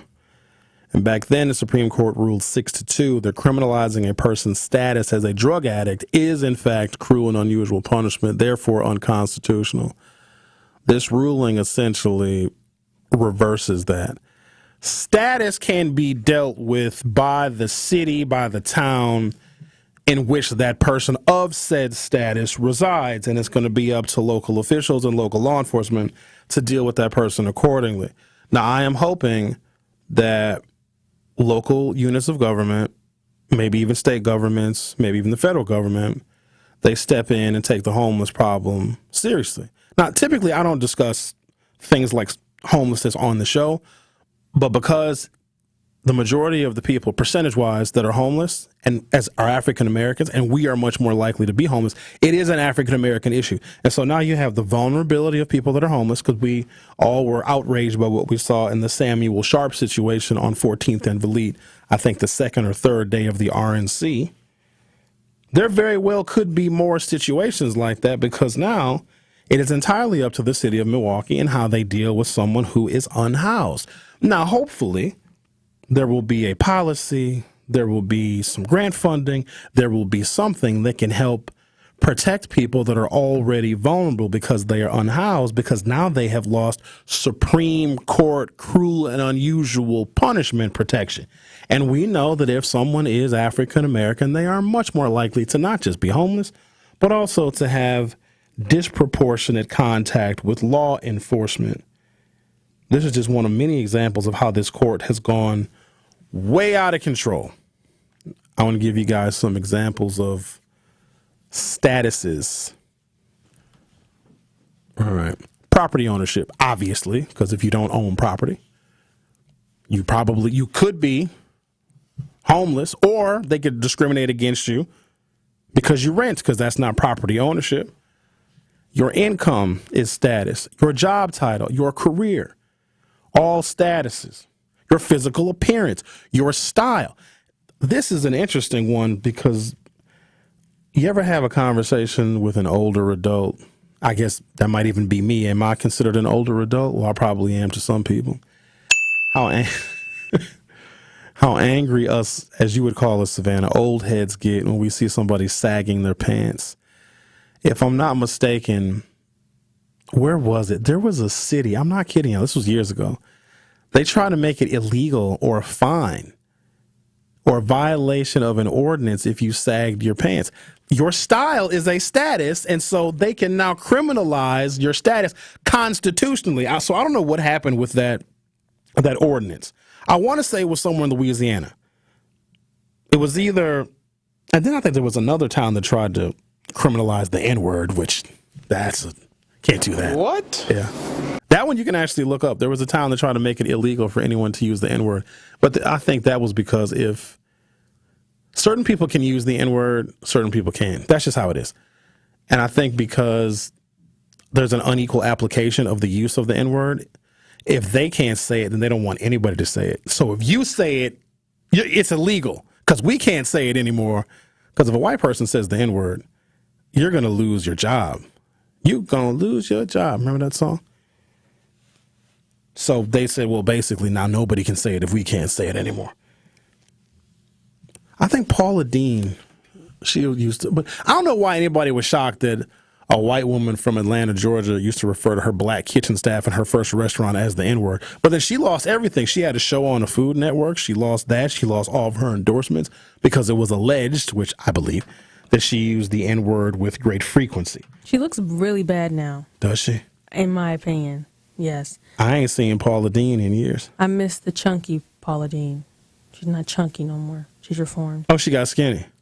Yeah, but it looks bad. Like the N-word, that spirit of the N-word, Yeah. it got to her. Oh, it did. Yeah. You think she learned It was her the lesson? ancestors. Okay. Yeah. I remember on her cooking show, she would just deep fry everything. It was a baked potato, okay? And it had all the fixings in it, right? It had the cheese and all the stuff in the baked potato, okay? And then she fried a pork chop. Oh, no, I'm not done yet. And after she fried the pork chop to a golden brown, it's a true Southern cook, because all people in the South do is just fry everything, okay? She then took the fried pork chop, put it inside the baked potato, and the baked potato had, of course, all the fixings. And then she deep fried the whole thing. And I was offended, but at the same time thought about how incredibly delicious that would have been. How could that be bad? Deep frying a potato with a pork chop in it? That's like the gift that keeps on giving. You brought up yesterday, what was it, the fireballs? Like those little things? Do you know what I'm talking about now? Yes, my friend, he got them, and they looked awful. He wasn't a fan of them either. I think they had like jambalaya in this one. But they're like, what is it, boudin balls, like the ones from New Orleans, you know what I mean? But they made them with the little hot Cheetos and stuff. It's actually awful. I'd like to try it. I'd like to be the judge of whether they're good or not. Okay. There's somebody out there making it on Facebook. Go ahead and look. It's literally one lady that says, hey, I got the balls. They're $7 each, so they're not cheap balls. Yes, his was like $24 for 3 of them. I'm like, That's he was expensive. like, no, it was really worth only $15. All right. I would like to try them, but if I'm going to buy food from someone, I prefer them to prepare the food in a professional kitchen. Yeah, I agree. All them selling plates and stuff. That's no. good for. I guess it's good for like the little community, maybe a neighborhood or something like that. But those who do it on TikTok and stuff, trying to sell nationally, and then the stuff get nasty. Somebody was trying to sell some type of like crab boil from like wherever they were, and they were shipping it out. That is disgusting. Yeah, I can't do that. Let me give you all a few more statuses that could potentially be criminalized. Health status, intelligence, fitness level. What are some of the nationality? That's really what I think they're getting at. Criminalizing. Well, that's already criminalized, because if you're not a citizen, then you're incredibly vulnerable in this country. Family, marital status, talents, et cetera, et cetera. So the whole bunch of different statuses that could be impacted by this recent Supreme Court ruling that allows someone who is homeless to be punished in a whole bunch of different ways and new ways because they are no longer protected under the 8th Amendment of the U.S. Constitution. So all the fun things that are happening here in this country. You are listening to The Truth with Sherwin Hughes on 101.7 FM. Let me read some text messages. Why not do that? 833-212-1017, 833-212-1017. Big C says, Sherwin, there's Hitler symbols underneath the flooring at the St. Mary's Hospital flooring in the towers. Get out of here. So, like a swastika. So, a swastika was like an ancient East Indian symbol, and the Nazis stole it and reversed it. So it wasn't always a bad thing. The Nazis stole it and made it bad. So I'm curious if it's an actual swastika. You know what it could be. That's a lot of German influence in Milwaukee. Renetta says, hi, I had a few questions about the Family Fest. Okay, I'm not going to answer those. Looks like we got Marlon on line 1. We'll talk to him in just a second. Quote, it's hard to imagine a starker example of excessive punishment than finding and jailing a person for the basic act of human sleeping. said Scout Katkovich, staff attorney in the Trone Center for Justice and Equality. As Justice Sotomayor's dissent powerfully acknowledged, sleep is a biological necessity, not a crime. We cannot arrest our way out of homelessness, and we will continue litigating against cities that are emboldened by the Supreme Court decision to treat unhoused people as criminals. And now that status is no longer protected by the Eighth Amendment, imagine immigrant status. It seems like all these Supreme Court rulings are totally lining up with Project 2025. So even if Donald Trump does not get elected in November, all of the pieces are in place for Project 2025, at least the parts of Project 2025 that can be enforced by the courts are going to be on autopilot. So the judicial branch, with a 6-3 MAGA majority, can implement judicial portions of Project 2025. If Trump gets elected, he will then implement and support executive functions of Project 2025. And if there is a Republican MAGA majority in the House of Representatives and in the U.S. Senate, then they will play the legislative part and actually providing taxpayer funding to the different tenets of Project 2025. The American Civil Liberties Union submitted a friend of the court briefing arguing that punishing unhoused people for sleeping outside when they lack access to shelter violates the Eighth Amendment protection against cruel and unusual punishment. As the brief highlights, the original intent and meaning of the Eighth Amendment and its application in more than a century of Supreme Court cases make it clear that the government cannot impose punishment that is disproportionate to the crime. And I suppose we have to ask ourselves this fundamental question. Is being without housing a crime? Is it a criminal offense? Okay, so let's say it is not. Then why is sleeping outside then punished? So if being homeless isn't a crime, then one of the functions of a human being, like Justice Sotomayor said so eloquently, it's a biological function. So a homeless person, now remember, if we think that homelessness in and of itself is not a crime, it's not a criminal offense. Because if homelessness is a crime, then being poor is going to be a crime too, right? Are they going to criminalize people who have lower incomes? So why is the action, the function of homelessness, which where else are you going to sleep? This is assuming there are no shelters. And I don't know if any city has enough shelters for their unhoused population, because if they did, there'd be no homelessness. Let's talk to Marlon. You're on 101.7 The Truth. How are you? Hey, how you doing, Sherwin? I'm good. Good. So, I heard Charlamagne the Guy talk about how he believes that the Supreme Court is probably more dangerous than Donald Trump right now, and I'm tend to agree. You know, they're very conservative, or they're right leaning. They're making these rules where now the president can't get in trouble for what he does. You know, the rules like you just made. I think the Supreme Court is a bigger issue.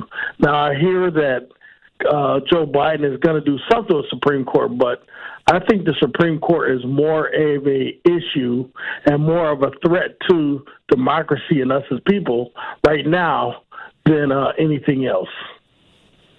I totally agree.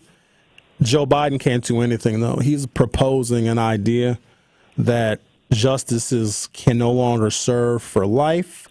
He would cap their terms that's right. at 18 years, and he also would put in a code of ethics that's actually enforceable, because you've got a number of justices that have done things that are actually illegal, but because the Supreme Court disciplines itself, that means that there's no discipline. Just like if you have police officers that discipline themselves, a lot of times there's very little discipline. Problem is, the Joe Biden ideas would have to get passed through Congress, and that would literally never happen. So they're just suggestions by the president. Yeah, and I think that with the Republicans not allowing that to happen, you know, it's kind of like carte blanche, kind of what the Supreme Court can do. And like you said, if they can police themselves, then who is going to hold democracy where it needs to be? All right, sir. Thank you. I appreciate it. Appreciate your call. I don't know if we ever thought that we would be in this place. The reason why there are hearings, Supreme Court hearings, they have to be approved by the U.S. Senate. Well, advice and consent is what it says in the Constitution. We also know that presidents are entitled to their appointments, but the Senate has to approve these individuals. That's why you have Supreme Court hearings. All three of Trump's appointments lied. They lied about Roe versus Wade. They all said the exact same thing. They all said that it's established precedents. We have no interest in messing with, turning over, or moving or removing established precedent. That's exactly what they did when the Dobbs decision came before that court. And now Donald Trump is touting that as one of his accomplishments in his first and hopefully only term in office. I'm going to take a break. I'm going to come back. I'm going to talk to both Al and the caller on the other side. If you have questions or comments or concerns about this Supreme Court and this cruel and unusual punishment ruling where someone's status as being homeless can now be dealt with in a whole bunch of different ways, and in dealing with someone who is sleeping outside because they are homeless, they are not protected by the 8th Amendment of the Constitution. The Truth with Sherwin Hughes will be right back. Don't touch that dial. The Truth with Sherwin Hughes will be right back on 1017 The Truth, The Truth app, and 1017thetruth.com. At UW Credit Union, our home loans have everything you need for your next big step, including up to $750 off closing costs for all home buyers. And first-time buyers can save even more. So if you're ready to trade roomies for more room, or your townhome for an out-of-town home, UW Credit Union will be with you from start to furnished. UW Credit Union. Apply online today. Equal housing lender. Credit may be limited as required by program. Visit uwcu.org for details. Good Karma Brands is proud to be an equal opportunity employer. Our policy is to provide equal opportunity employment, development, and advancement to all current and potential teammates. If you are an organization that maintains a job bank, provides employment information, or gives job referrals, you may request to be placed on the station's mailing list for future career opportunities. To learn more about careers at Good Karma Brands, please email careers@goodkarmabrands.com. Hey, wouldn't it be great if life came with a remote control? You know, you could hit pause when you needed to, or hit rewind. Like that time you knocked down that wasp's nest. Uh-oh. Or that time you forgot to roll up your windows in the car wash. Fantastic. Yeah, a remote control would have come in handy then. Well, life doesn't always give you time to change the outcome, but prediabetes does. With early diagnosis and a few healthy changes like managing your weight, getting active, stopping smoking, and eating healthier, you can stop prediabetes before it leads to type 2 diabetes. It's easy to learn your risk. Take the 1-minute test today at doihaveprediabetes.org. Life doesn't come with a remote control. So you're on your own with the wasps. You have the power to take control of prediabetes. Visit doihaveprediabetes.org today. That's doihaveprediabetes.org. Brought to you by the Ad Council and its prediabetes awareness partners. Teachers are dynamic leaders, shaping a new generation. They bring a variety of perspectives from diverse backgrounds, innovating how they teach to prepare students for our fast-changing world. Achieving this takes skill and expertise. They're tireless explorers, creatively discovering a universe of solutions, telling stories, experimenting, inspiring, mentoring, connecting cultures, and connecting with each other, leading by example. Experience the unique joy of helping students thrive. Teaching is a journey that shapes lives. Are you ready to begin? Explore teaching at teach.org, a campaign supported by the U.S. Department of Education, teach.org, and 1 million teachers of color.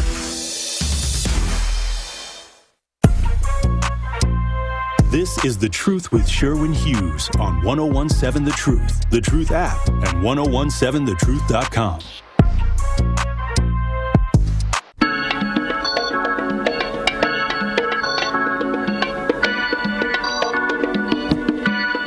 That's another thing about the increased potential population of Milwaukee. I'm noticing stuff. Traffic is getting bad in this city. Hang on now. Listen to me. We shouldn't have no traffic problem here. We need a train. We need light rail. We need to get some of these cars off of the road because I got stuff I got to do. You understand? And I don't like being in traffic. This ain't Chicago. This ain't New York. This ain't Atlanta. This ain't L.A. I'm not on a 410 freeway. I think the construction is bad too, though. Well, construction, we ain't got no choice. We got to get it all done in a real short window. Got to maintain the roads because y'all be complaining about the cracks and the potholes. Well, they need to get to it, but also they need to figure something out. I saw some, Japan is just so ahead of us. That's all I got to say. Okay. So, supposed to move to Japan? No, we need to start, if we, America's known for stealing things, we need to start stealing their type of infrastructure. Okay? That's all I got to say. All right. Well, we're trying. Joe Biden's got an infrastructure bill. All the Republicans voted against it. It passes. And now here's what's crazy. All the Republicans, when they have groundbreakers, we're going to redo this bridge. We're going to pave this road. We're going to improve this city's infrastructure and do all these things. All the Republicans are there at the damn ribbon cuttings. What they need to do is tell all the people that they voted against the infrastructure bill. But when the construction projects take place, then the Republicans that voted against it are right there smiling for the camera. Mm-mm-mm. Let me clear this up. I think it was not really a city girl said that. I want to get it right here. Non-citizens. Okay, meanwhile, we have windows of fallen veterans still fighting for survivors' benefits from 20 plus years ago, but the government gives non-citizens Social Security. Let me clear that up. So if you are unauthorized to be in the United States, you are not going to get Social Security. I don't know where that started, but we got to cut that out. Now, hold on, though. There are people who aren't citizens, but they're authorized to work in the United States. They've got a visa. They've got a green card. They have work authorization, okay? They do qualify for Social Security, but do y'all know what Social Security is? It's your money. When you work, a portion of your money is taken out of your check. It's called FICA, the Federal Insurance Contribution Act. When you receive Social Security, you're not stealing money from somebody. That's money that you paid in. Now, there are people who are not legal citizens of the United States. They get a fake Social Security number because you need a Social Security number of some sort to be authorized to work. Because that Social Security number is not actually connected to them because it's fake. Nobody gets that Social Security.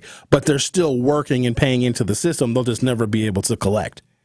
Because I think that we use that falsehood that, these people come over to our country and they qualify for Social Security.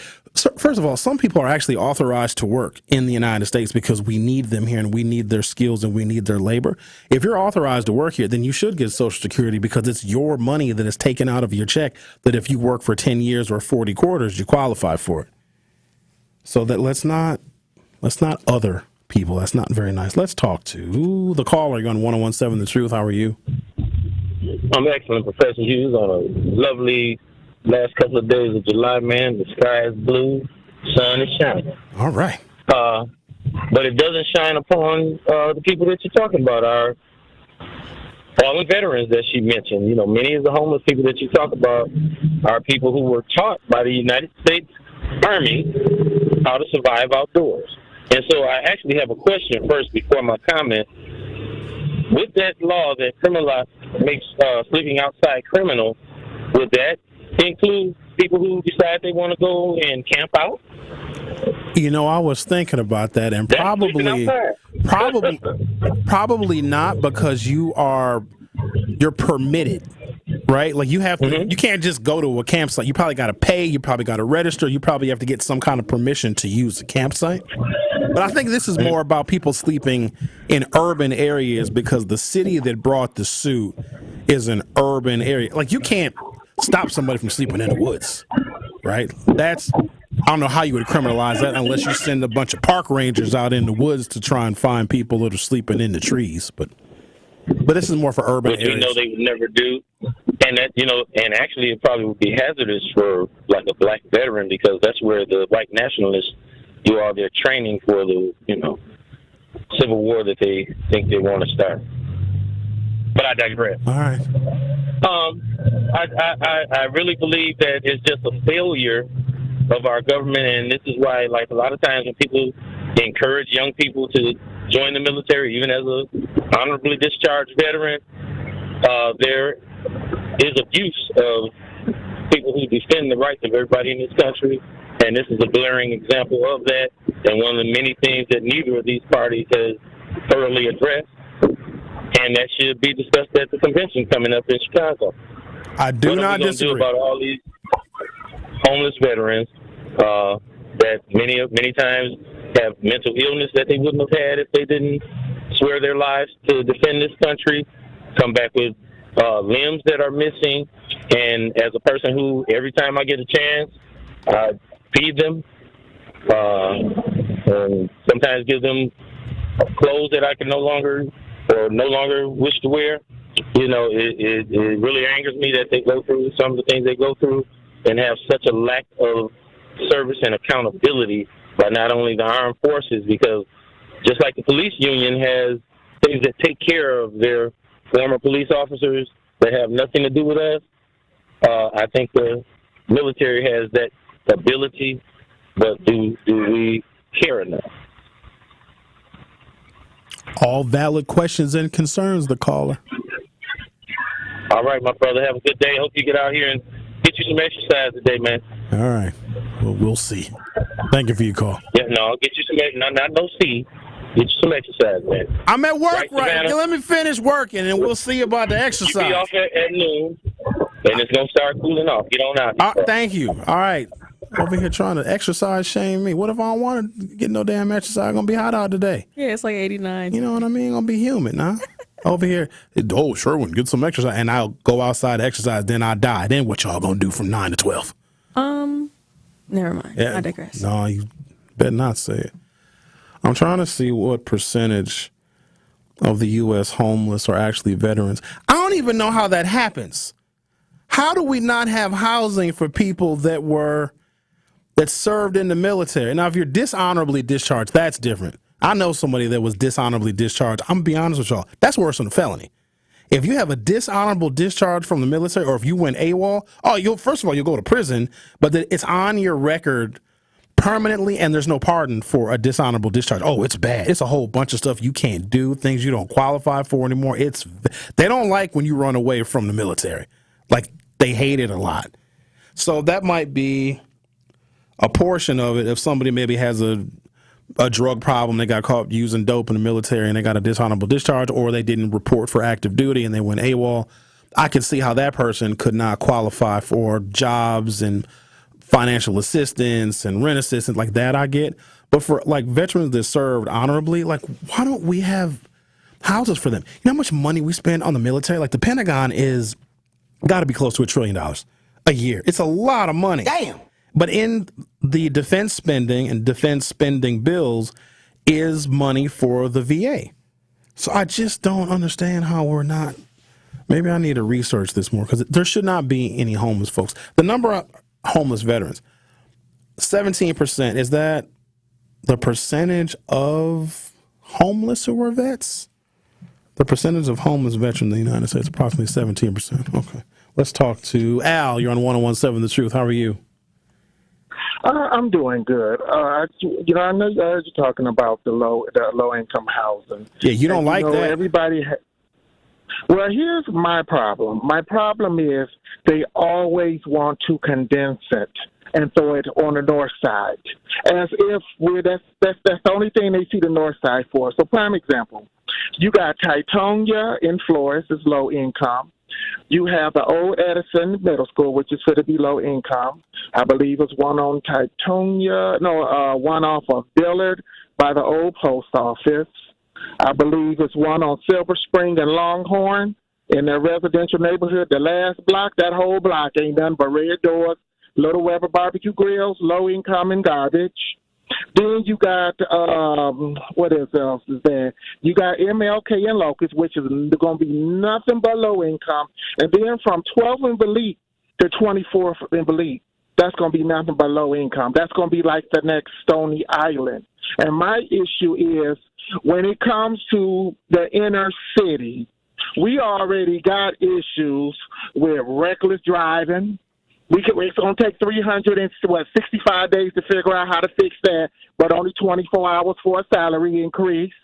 What else? We got to deal with reckless driving. I already said that. We got tons of garbage that comes from that.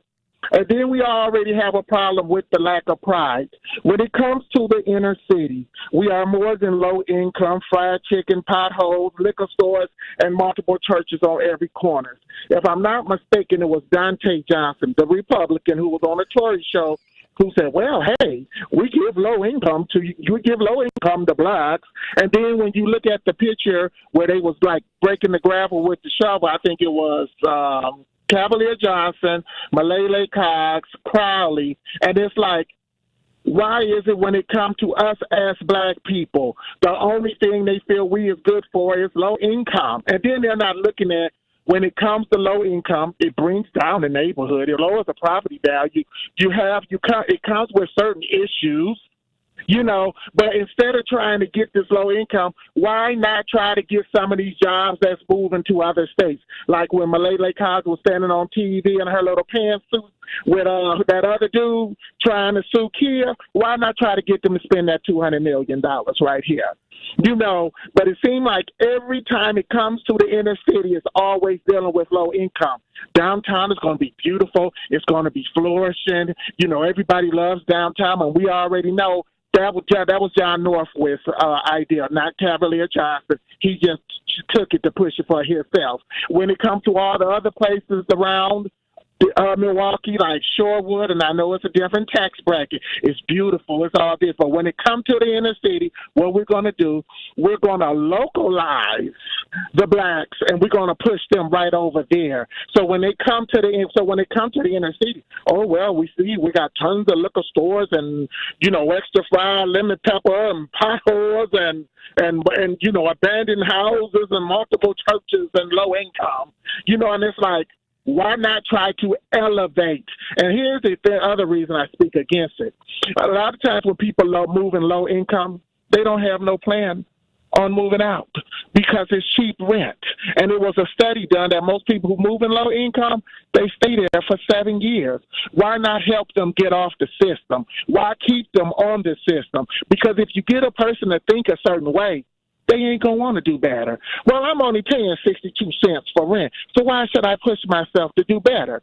And then on top of this, they never ask none of the homeowners or none of the residents, but then again, they don't answer their phone anyway when stuff happens. They only show up when it comes to the telephone, when it comes to being on TV. But it seems every time it comes to black people, and this was said by Dante Johnson, who was a Republican, and they showed those Democrats, it's only low income. Well, I got to take a break, but I want to address some of your issues because you bring up some very valid points, but I do got to take a. All right, thank you very much. Have a good day. All right, Al. So what do we do with people that have low incomes? They got to live somewhere, and if they can't afford the exorbitant and rising cost of housing, do we kill them? Like, what do we do with them? What do we put them on a boat? And put them where? Where is the boat gonna dock? And maybe there's a disproportionate number of low-income housing units on the north side because there's a higher proportion of low-income people on the north side. There's low-income housing on the south side too now. In fact, there's trailer parks in the south suburbs, so even outside of the city of Milwaukee. In fact, it's a trailer park on South 27th Street. So there's low-income housing all over the place. Is it in the suburbs? No. Because the suburban communities exist to be the opposite of low income. And even if there's a proposal, I think New Berlin might have low-income housing. They tried to do low-income housing during the Obama administration in New Berlin, and the mayor was actually in favor of it. And the residents were actually calling the mayor's office and threatening him and calling him an N-word lover because he supported low-income housing. Because the way the mayor of New Berlin saw it at the time, if people that are of low income work in New Berlin, they should be able to live in New Berlin. And so ultimately they canceled it, but then I think that they brought it back. So let me take a break, come back. And Marlon wants to talk about veterans because he's a veteran. And maybe we'll find out how vets become homeless in the first place. Okay, we'll do that in a second. The Truth with Sherwin Hughes will be right back. The Truth with Sherwin Hughes returns after this on 1017 The Truth, The Truth app, and 1017thetruth.com. What's good, y'all? This is 1017 The Truth's Telly Hughes, and I am Milwaukee. The goal of Truth Be Told with DT and Telly is to provide a platform for citizens of Milwaukee and Truth Nation to have their voices heard about concerns that have daily direct impact. So join the home of Milwaukee's realest conversations where you can speak your truth. We are the award-winning 1017 The Truth, Milwaukee Black Talk. This is Community Heartbeat, presented by Outreach Community Health Centers on 1017 The Truth. There are individuals in our community who certainly need health services, a variety of health services. What if they do not have health insurance? How can you serve that population? Our community health center allows patients to come to our clinic regardless of their ability to pay, and that's part of our federal funding. You can come to our clinic and be seen based on what we call a poverty level. So anyone 200% or below a poverty level can be seen in our clinic for anywhere from $20 to $40 for that visit. So in other words, if your visit is a $400 visit and you fall on our sliding scale where you pay $20 for your visit, you would not be responsible for the $400. You'd only be responsible for $20 for that visit. Also, our pharmacy prescriptions are very, very affordable as well. Where you would normally pay, let's say for an inhaler, $240 a month for an inhaler, at our facility that would cost you about $4 or $5. It's very good to know you guys have a sliding scale that makes it very, very affordable. Saving energy and money is easier than you think. Here are 2 simple things you can do to reduce your energy use and lower your energy bill. Use thermal curtains to reduce each room's energy loss by up to 25%, and make sure vents aren't blocked by furniture or rugs to improve airflow and comfort. Simple, smart savings. Get more energy-saving tips at WeEnergies.com. Hi, I'm attorney David Gruber. After an accident, you need a trusted winning team on your side. For more than 30 years, Gruber Law Offices has helped Wisconsin families get the results they deserve. If you've been injured, call our firm today for a free consultation. We're available 24/7. Wisconsin's own Gruber Law Offices, proud partner of your Milwaukee Brewers. One call, that's all. Associated Bank knows your small business isn't just a venture. It's your dream and a vital part of the community. And we're not just a bank. We're your neighbors. We're looking out for you. That's why Associated Bank offers quick online applications and approvals with funding in as fast as 1 business day, checking with no minimum balances or maintenance fees, and prompt customer service. Explore our products at associatedbank.com/business or visit a branch for more details. Subject to credit approval. Member FDIC, Equal Housing Lender. This is The Truth with Sherwin Hughes on 1017 The Truth, The Truth app, and 1017thetruth.com.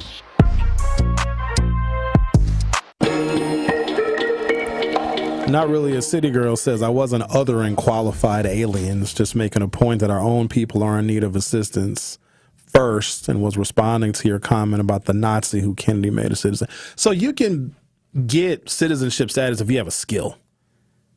That happens because we need certain people with certain specialty skills that Americans don't have. In fact, I think it was 2017 or 2018, that incoming freshman class at Harvard University, arguably one of the most prestigious universities anywhere on the planet, was majority foreign born because American kids can't even get into Harvard University anymore. Damn. We're too dumb to get into our flagship private university here in the United States. Do you know that Harvard, you got into Harvard? No, you did not. I didn't apply, but I did get into, I think, Princeton. Oh, that's an Ivy League school. That's a nice one. Yes. Harvard, as a university, is older than America. Their first graduating class was 1642. My cousin graduated from Harvard. We went out there. That was a big deal for our family. We was out there for the whole week. I was kicking with them rich white boys. Period. It was an experience. And everybody was nice. I actually like Boston. People have mixed feelings about Boston. I didn't mind it. Well, maybe because I was in Cambridge and everybody was. They're so rich that they don't care about anything. They just are happy. Hey, how you doing? Where you from? Milwaukee. Oh, go park your car over there. Park it. I'm sorry, what, sir? You heard me. Park your car. Let's talk to Marlon. I only have 50 seconds. All right, I'm sorry. So I had to call back because, some of the veterans do have mental health issues, but there are teams that are out there that walk the street and try to help the homeless veterans. There's a lot of things in place to get veterans off the street. They can get housing vouchers. They can get there's, if you know that place on 35th of Wisconsin, the vet place. Yeah, that's another place they can go. There's a lot of different places. They're also I believe I was just told that they are in the process of making like a small hometown for veterans as well. So there is a lot of stuff out there for veterans. If I had more time, I'd probably tell you more. But you can't get people who have mental health issues to take housing. Remember that movie, The Soloist with Jamie Foxx? But shouldn't the VA be taking care of these folks, Marlon? Marlon, I gotta go. Hold on, Marlon. Oh, yeah. Don't go anywhere. Hold on. Don't go anywhere. The Truth with Sherwin Hughes will be back for hour 3.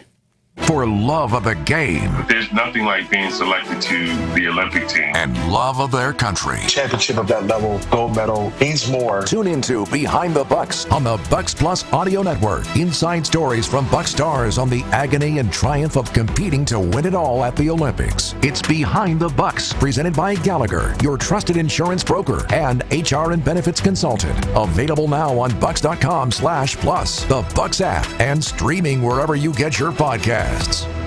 Coming with straight truth. Contrary to popular belief and contrary to suburban idiocy, crime is nowhere near what they say on TV. You calling me an idiot? I didn't call you an idiot. I said some of the people that live in suburbs that are white that think about crime in the city as if it happens every day, people are getting slaughtered and killed, is grossly inaccurate. But you don't know because you're not here. You don't live here. Listen to Truth in the Afternoon with Dr. Ken Harris on 101.7 The Truth and The Truth app.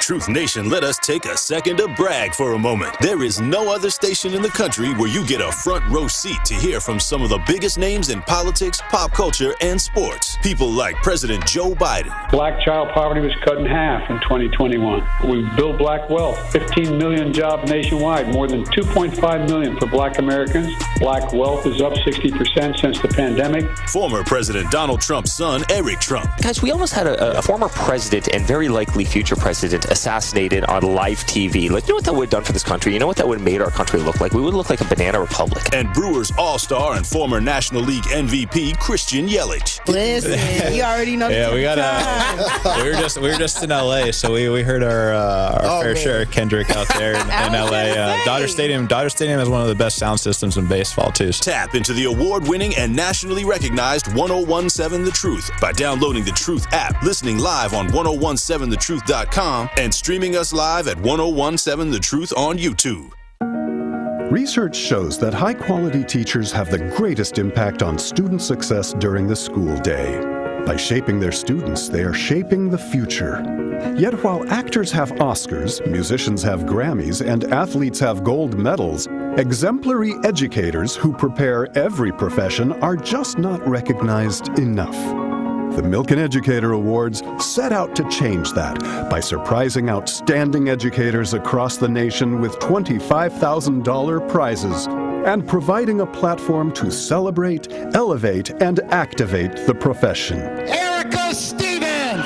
The awards were created by Lowell Milken of the national nonprofit Milken Family Foundation. The journey to surprising the 3,000th Milken Educator is in full swing. Who will be next? Honey, they chose me. Celebrate teachers, value teachers, thank teachers. You are listening to the home of Milwaukee's realest conversations. 101.7 FM, 1510 AM WGKB Waukesha and W269DL Milwaukee, a locally owned Good Karma brand station.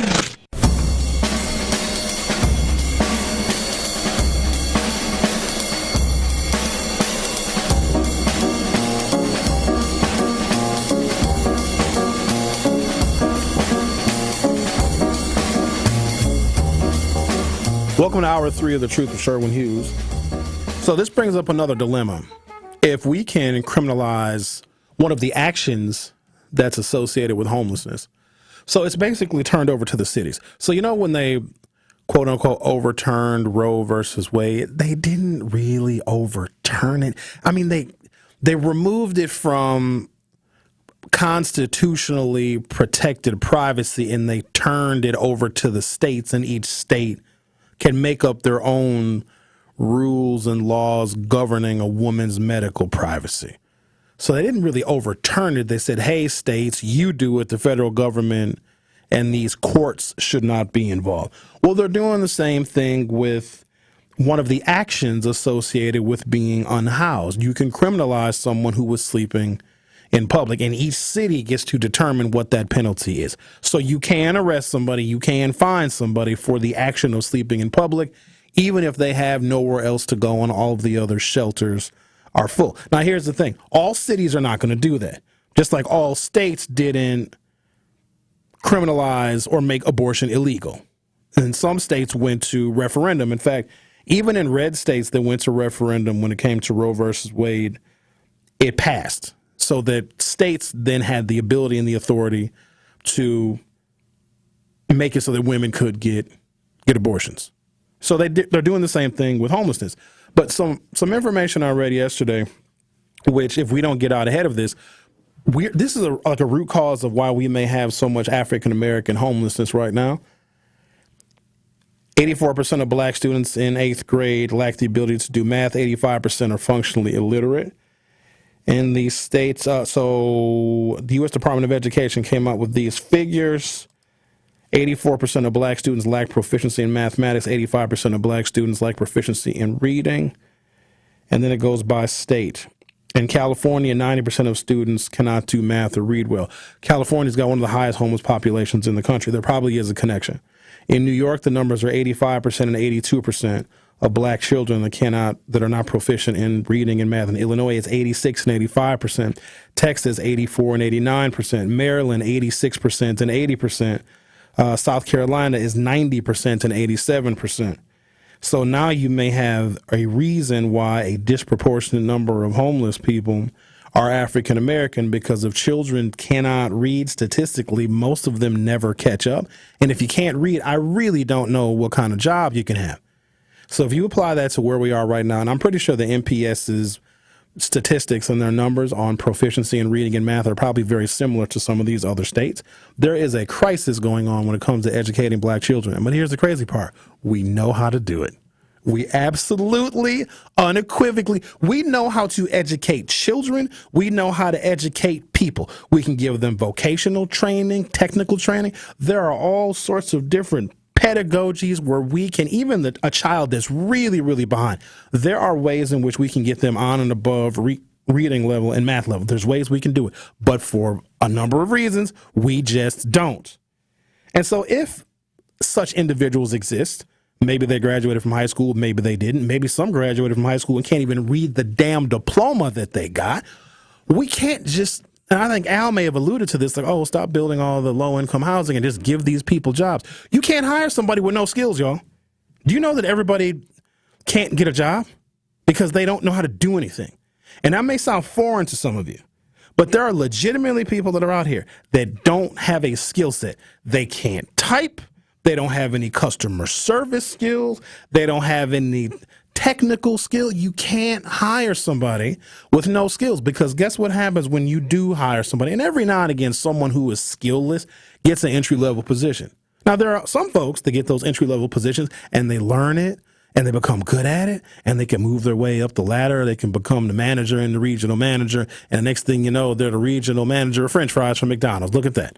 I have a question. Yes. So, like, for the gifted and talented programs that they have in schools, I know this is a little bit off topic, sorry. Does that equate to, because I was watching it on TikTok, I'm sorry, but I just want to know your perspective.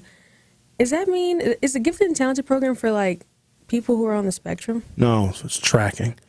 Tracking is we're going to identify these children and we're going to create a specialized curriculum for them. And so we called it a talent pool in Brown Deer, and it was all white kids. And they tracked these kids. Like, these kids would have like a class with us in the morning. They'd have lunch with us. We wouldn't see them for the rest of the day because they were given a special curriculum. Of the children that I went to school with, because I went to Brown Deer schools, kindergarten through high school, the kids that were tracked, so Bill Muck is a professor His wife is a doctor. They all went to either Ivy League schools or flagship universities. Like they were tracked. It was almost like an experiment. What if we give these? I don't know how they identified these kids, because it wasn't through our Iowa test, because I beat everybody in my class on an Iowa test, and they just had me with regular kids. Was a brilliant child, but it just wasn't. I don't think anybody knew how to deal with me, because I was also very lingual. Like I talked a lot. Yeah. And that's a lot of my intelligence, and also my memory is frightening. Okay. But they didn't, and maybe they just thought, well, he's black. He'll just end up going to jail anyway. Oh, God. But I wasn't tracked. And I remember my mother inquiring about it, and I don't know what answer they gave her, because she's black too. So they probably just sold her a bunch of BS as to why I wasn't tracked. But it is, it's a way in which you can almost guarantee the success of certain students, but you also can test a curriculum. So if we give them these math skills, and what if we start teaching them algebra in first grade as opposed to sixth grade, what are their ultimate outcomes going to be, and how are their test scores going to be reflective of the tracking that we did? It's terribly racist. It's classist. It's a whole bunch of other things. But yeah, it's tracking. That's fair. Yeah, I went to GOTA, so I was like, oh, am I on the spectrum? You probably are, Savanna. I can probably totally am. see that. But back in the day, so can't even use the word that we would call people on the spectrum. We didn't understand autism back in the day, right? And I went to school with, now that I think back, a bunch of kids that were all over the spectrum, and they were the R word. I mean, yeah, but that's the thing, though. Like, I've noticed, especially, and that's why I kind of like resonated with the person who said it on TikTok. Like, people who go in these like IEPs, basically, like they are individual educational programs, they are on the spectrum. And it's like, I was thinking, okay, that makes sense. Not everybody, of course, who went to GOTA or whatever is on the spectrum, but I can see how that can be some type of correlation. But yeah, I might be. I ain't gonna lie, I might. I think we overinflate the quote-unquote spectrum, because if you make the spectrum so broad, well, then hell, everybody's on it then. That's true, yeah. I'm talking about someone that it's been clearly identified because there was a battery of tests that were given to this individual that says, yeah, you got a taste of the Asperger's, or you got the autisms, Gotcha. like level 3, or however or maybe there's a color code. You've got blue autism or yellow autism, like the terrorism threat level. Oh, okay. I hope I have blue. I don't know what Blue flavor. is like the lowest, right? I'm not sure what flavor of autism you may have, but. Oh, probably like vanilla. Okay. Well, we know more about it now than we did back in the day, but I don't. And also, because somebody's autistic doesn't mean that they have like a special skill set. Like some are savants where they can hear 37 pennies hit the ground and they can recognize it as 37 pennies, or they can hear 19 dimes hit the ground and they can count the 19 dimes. Not all of them have that skill set. That's true. Some do. Some just sit there and just chill. Just relax. All right, let's talk to. Very cool. Oh, God. Let's talk to Marlon. All right, Marlon, I want you to finish what you were saying. So my question is, why are there any homeless veterans because of someone has got mental illness or maybe PTSD, which makes it, because of their service, it makes it difficult or impossible for them to work and have an income? Like, why are they not taken care of by the VA? And they are. A lot of them do get there's a bunch of different disabilities. In fact, I just met somebody who they were injured, and they had a whole bunch of other stuff happen to them when they were over in Afghanistan, and they're well taken care of. Now, they're totally screwed up, but it was the obligation and responsibility of the Department of Defense and the branch of the military that they're in to take care of this individual. So why are there homeless veterans, and how come they're not being taken care of by the Department of Defense? So part of the issue is when you get out, okay? When you get out, they tell you all this stuff that you should go take to the VA. It's not like you're automatically registered into the VA. You have to do a lot of the leg work, which is an issue that I have too. Because if I'm part of the military, you got all my records, you got everything, and when I get out, I should be able to just transfer straight over. But if you don't go and figure all this stuff out and go to talk to them and all that kind of stuff, then they don't even know you exist or anything like that. That's one of the reasons why we try to get veterans to register with the county veterans office, so that they at least know where they are. And that's a lot of the issues is these guys get out and they either hear bad things about the VA, or they hear horror stories, or they don't know how to, or they don't know where to go. So that is part of the issue. Now, I will say we have one of the best VAs in the country, and that's part of because of Freighter. And a lot of the doctors who are at Freighter also do their training at the VA. So I think we have one of the best VAs in the country. All right. Thank you, Marlon. Appreciate the information. So that's part of the issue. And like I said, if they have mental health issues, you can't force somebody to get services, you know what I mean, because they may not want to, they may not want to live in a house, they may not. There's so many issues when it comes to mental health issues, particularly. But, yeah, if guys don't know where to go or anything like that, all they really have to do is go to the VA, go down there, and in the front offices, they'll help them do everything. But if you don't know or you don't care or you don't think that it's going to be beneficial to you, they don't do it. Thank you, sir. Appreciate your call, and thank you for your service. Thank you. Yeah, appreciate you. All right. Thank you. All right, Marlon. What are these text messages saying? What is this? What? Reginald says, we see two forms of shelter for humans, which is a camper and which is a homeless encampment. A homeless encampment probably don't have a camper. It's got a bunch of homeless people living under tents. Are you trying to say that if somebody has a camper, like a camper is like a leisure, and first of all, some campers are very expensive. That's like a leisure activity. You know what? When you think about it, isn't going camping mimicking homelessness? Because you're living in the woods in a tent. That's not. I've never camped. I don't camp. I take that back. 5th grade, we had a camping field trip. Didn't like it. Wasn't for me. I don't want to rough it. I'm a city guy. I need internet, flat screen televisions, very fast Wi-Fi. I need a refrigerator. I need a freezer full of frozen Kit Kats. I need multiple channels on television to watch. I need Netflix. I need Hulu. I need a lot of amenities. I want hot water. I need electricity. I can't live on the dirt, on the ground. I would avoid that at all costs. Like, that's not fun for me. Oh, Sherwin, let's go camping. Let's not. How about I stay in a hotel room and order room service? You bougie.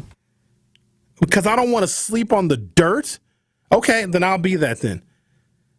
Pay for this damn college degree to go have fun sleeping on the dirt and probably get eaten by a puma or a cougar. I probably would get eaten by a cougar. Or a bear. Or a man. Or a bear. No. Like a cougar. And she come up around. Oh, I'm a cougar. How are you, Sherwin? Oh, I'm 57 years old, but I sure don't look it. That's so sick. Wearing a cat suit, and she got like whiskers drawn on her face. She's just out there patrolling the woods, looking for delicious men. Like, I think it's time for a break. Wow. Is that good? No, I got calls I got to take. We'll take the calls after I take my commercial pause. But no, I don't want to sleep on the dirt in the ground unless there's cougars out there. I would. You know, I'm sorry, this is random. I'm going to let you go to break. When I was in 4th grade, they put us in the woods by ourselves with a compass and told us to figure it out. And y'all could have been abducted. No, that can't be right. Yeah, well, we prepared for it, of course, but like they gave us nothing but a compass. And they had us in a specific place, and you got to figure out how to get back. That's how I know how to use a compass. What if you didn't find your way back? Because there's still kids out there that's 30-some years old and still wandering around the woods? No, we made it back. All right. Well, maybe that's why you on the spectrum.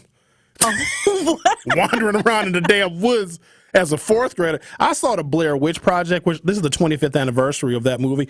One of the scariest movies I've ever seen. And I'm not a scary movie person, but that one. What movie is this? The Blair Witch Project came out in 97, 98. You've never seen that? Never seen it. Frightening. It makes you never want to go into the woods for any reason. All right, now I got to take a break. I'm going to come back and talk to, I'm not even going to tell you who that one person is. Well, I'll tell you who they both are on the other side. The Truth with Sherwin Hughes will be back shortly.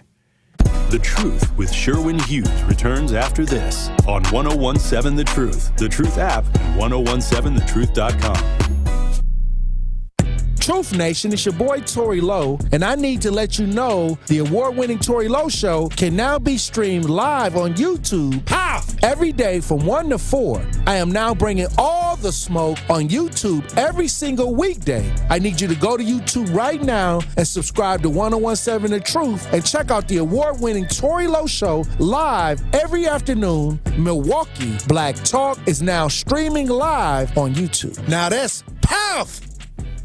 1017 The Truth, Sherwin Hughes for Axe Housing. Many times your mortgage will be a lot less than what you're paying for rent. If you work with Axe Housing, you'll average around $800 a month. No matter what barriers you think you are facing, Axe Housing will have a coach on staff that can assist you today. You can get started on a virtual home buying orientation by going to axhousing.org. That is ACTShousing.org. And you can be well on your way to becoming a homeowner. Do not let where you are financially today get in the way of your bright future. Axe coaches are here to help. That's axhousing.org. Hi, Drew and Jonathan Scott here, reminding you that American Family Insurance agents can help build a customized renter's policy so you can protect stuff like this, or this, or even this. Well, case in point. Life's better when you're under American Family's roof. Insure carefully, dream fearlessly. Get a quote and find an agent at amfam.com. Products not available in every state. American Family Mutual Insurance Company SI and its operating company 6000 American Parkway, Madison, Wisconsin. Associated Bank knows your small business isn't just a venture. It's your dream and a vital part of the community. And we're not just a bank. We're your neighbors. We're looking out for you. That's why Associated Bank offers quick online applications and approvals with funding in as fast as one business day, checking with no minimum balances or maintenance fees, and prompt customer service. Explore our products at associatedbank.com/business or visit a branch for more details. Subject to credit approval. Member FDIC, Equal Housing Lender. The Brewers Sunday Fun Day Bundle is your new way to brunch this summer. Get tickets, food, beverages, and parking for up to 15 people, starting at $62. Get yours at brewers.com/funday. At Gruber Law Offices, we've helped tens of thousands of families after a serious accident. Our priority has always been our clients. We're here for you whenever you may need us. One call, that's all. This is The Truth with Sherwin Hughes on 1017 The Truth app, and 1017thetruth.com. Boozilla, baby.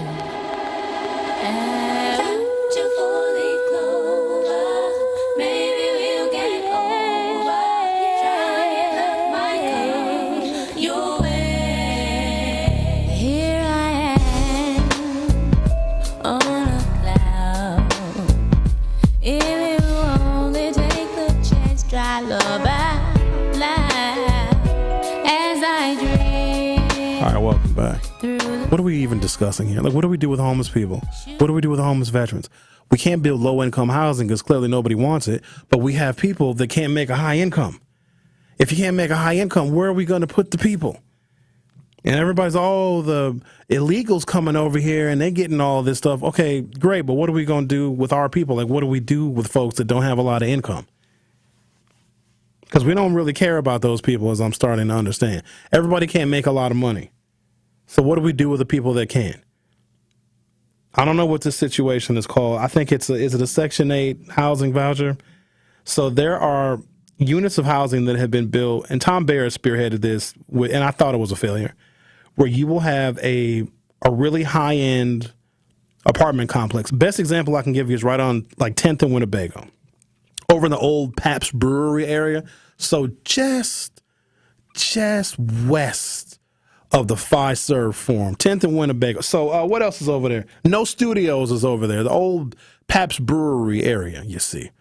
And they built a really nice apartment building out of one of those old brewery warehouses. They converted it to apartments, okay? And they're expensive, like $2,000 a month. But because Tom Barrett wanted to do something about segregation, typically somebody who would live in a $2,000 a month condo might be of a particular race, right? It's usually white folks that live basically downtown that can afford to pay $2,000 a month.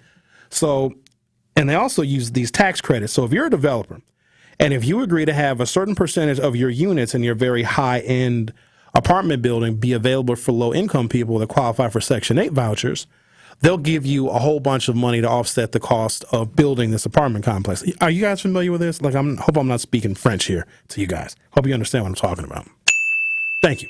So you have a new apartment development. There might be $2,000, $2,500 a month, but then a certain number of those units are allocated for people who qualify for Section 8 vouchers instead of just sticking Section 8 voucher qualified recipients just in somewhere on the north side, right? So they can live downtown. And it would integrate an apartment building that would typically be Caucasian folks. Absolute disaster. Absolute disaster. Because the culture of people that are paying, let's say they make $1,000 a month, and I think they're responsible for 30% of their income goes to their housing. Now, remember, they're living in $2,000 a month apartments where 70+%, 75%, maybe 80% of the people that live in these apartment complexes, in these units, are paying $2,000 a month. But they're sharing space with people that are paying $300 a month. If you're paying $300 a month because your Section 8 voucher covers the remainder of your rent, the other, $1,900, $1,700, $1,800 of your rent, you are not going to treat the property the same, but also there is it's a different culture. And so that is one of the cautions and pitfalls of integrating people, because people that are of lower income, mixing and mingling with people that are of higher income and a lot of times higher levels of education, they have different levels of employment. Like culturally, they're different. Those people don't mix, and all they do is fight and call the police on each other. A friend of mine, he since moved away, but he lived in one of those apartment buildings, and he was paying the $2,000 a month, and this was years ago. They're probably more expensive than that now. So he was paying what we call market rate for his apartment. And there were a number of individuals in that same apartment building that qualified for Section 8, and they're living with folks who have enough money and income to pay $2,000 a month for an apartment. And so it smells like weed everywhere. You guys know exactly what I'm talking about. The cultures do not mix. You can't just throw people together and think that you are satisfying and solving the segregation problem in Milwaukee. Because if you grew up in a certain zip code your entire life, your whole family is there, your grandparents are there, your uncles, your aunts, your nieces, your nephews, your kids, your cousins, and that's the culture of where you live. And I don't want to pick on 53206. Maybe I'll pick on 53205. Maybe I'll pick on my zip code, 53210. And that zip code has its own culture, and it's usually racially very similar. And then you take somebody that grew up in that culture and they went to an MPS school also in that zip code, and you throw them downtown with people that have law degrees and make six-figure incomes. They're not the same. And we want to think like, oh, everybody's the same and people can all get along. No, the hell they cannot. Because if your culture is different, like if you're somebody that's accustomed to just throwing your garbage on the ground, and you do that in front of someone who is not accustomed to garbage being on the ground, there's going to be a conflict. And that's just where the conflicts begin. Let's talk to White Widow. You're on 101.7 The Truth. How are you? I see you're using your stripper name, White Widow, your stage name. You're usually calling trust me, you couldn't afford me if I was giving it up for money. Period. But nevertheless. What? Oh, nevertheless. Wait. No, maybe if it was 1974. I know that's right. But I think not, ma'am. That's all right. We'll bypass that subject matter. What I want to talk about, recent history, Milwaukee County received $11 million for dealing with homelessness. What did they do with that money? They gave it to Habitat for Humanity, a nonprofit from Carter. The Democrats love. You get a couple bonus points for throwing that money that way. $11 million in a settlement with pharma because of the opioid epidemic that they created here in other cities. Where did that go? To Narcan machines. Okay. Now make sure it's 9 to 5 when you overdose, where it's at the COGS building on 12th and Belite, because it's behind the counter, the receptionist that you have to go through. So again, that's $22 million. The Narcan money went right back to pharma, the people who poisoned everybody. The problem is that $11 million settlement should have went to the fact that if you're a junkie on the street If you're strung out, and even if a cop or a social worker wants to get you help, unless you have private insurance, you get a revolving door, Rogers Memorial, 3 days. That's it. Now, it's too bad that $11 million we got from pharma for poisoning these people didn't go to invest in all those empty, beautiful structures, brick and mortar from 60th and North Avenue all the way to 3rd that are sitting empty. That's too bad, because those are already solid structures that had manufacturing in them. We got to make sure they're safe, not like Community Corridor, Briggs and Stratton Old Manufacturing, and Forever Chemicals are in there where those poor people had to move out. And the fact of the matter is, you got Tent City where that kid was killed. That young man was killed by Ohio cops. Why aren't our social workers over there canvassing these people? Who's a vet? Raise their hand. Get over there. Who's on Medicare? Raise your hand. Get over there. Who's got Social Security? Raise your hand.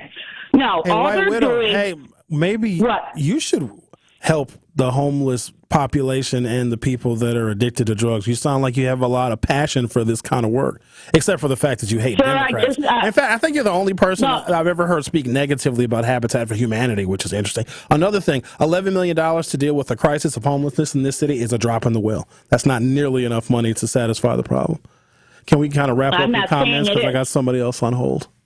All right, I'll wrap it up with this. $11 million sure would have taken 3 blocks on North Avenue of empty manufacturing solid buildings and sure would have turned them into nice little convenient facilities for our homelessness and our junkies. So I don't want to hear that. And the fact of the matter is, our money needs to stay here and not with a national nonprofit who only wants to get points with the Democratic Party. Habitat for Humanity. That's it. All right, thank you. You call Tori Show, because that's where I heard her going in on Democrats on Tori Show. Not only did she go in on Democrats, she also basically said the black people are stupid. Damn.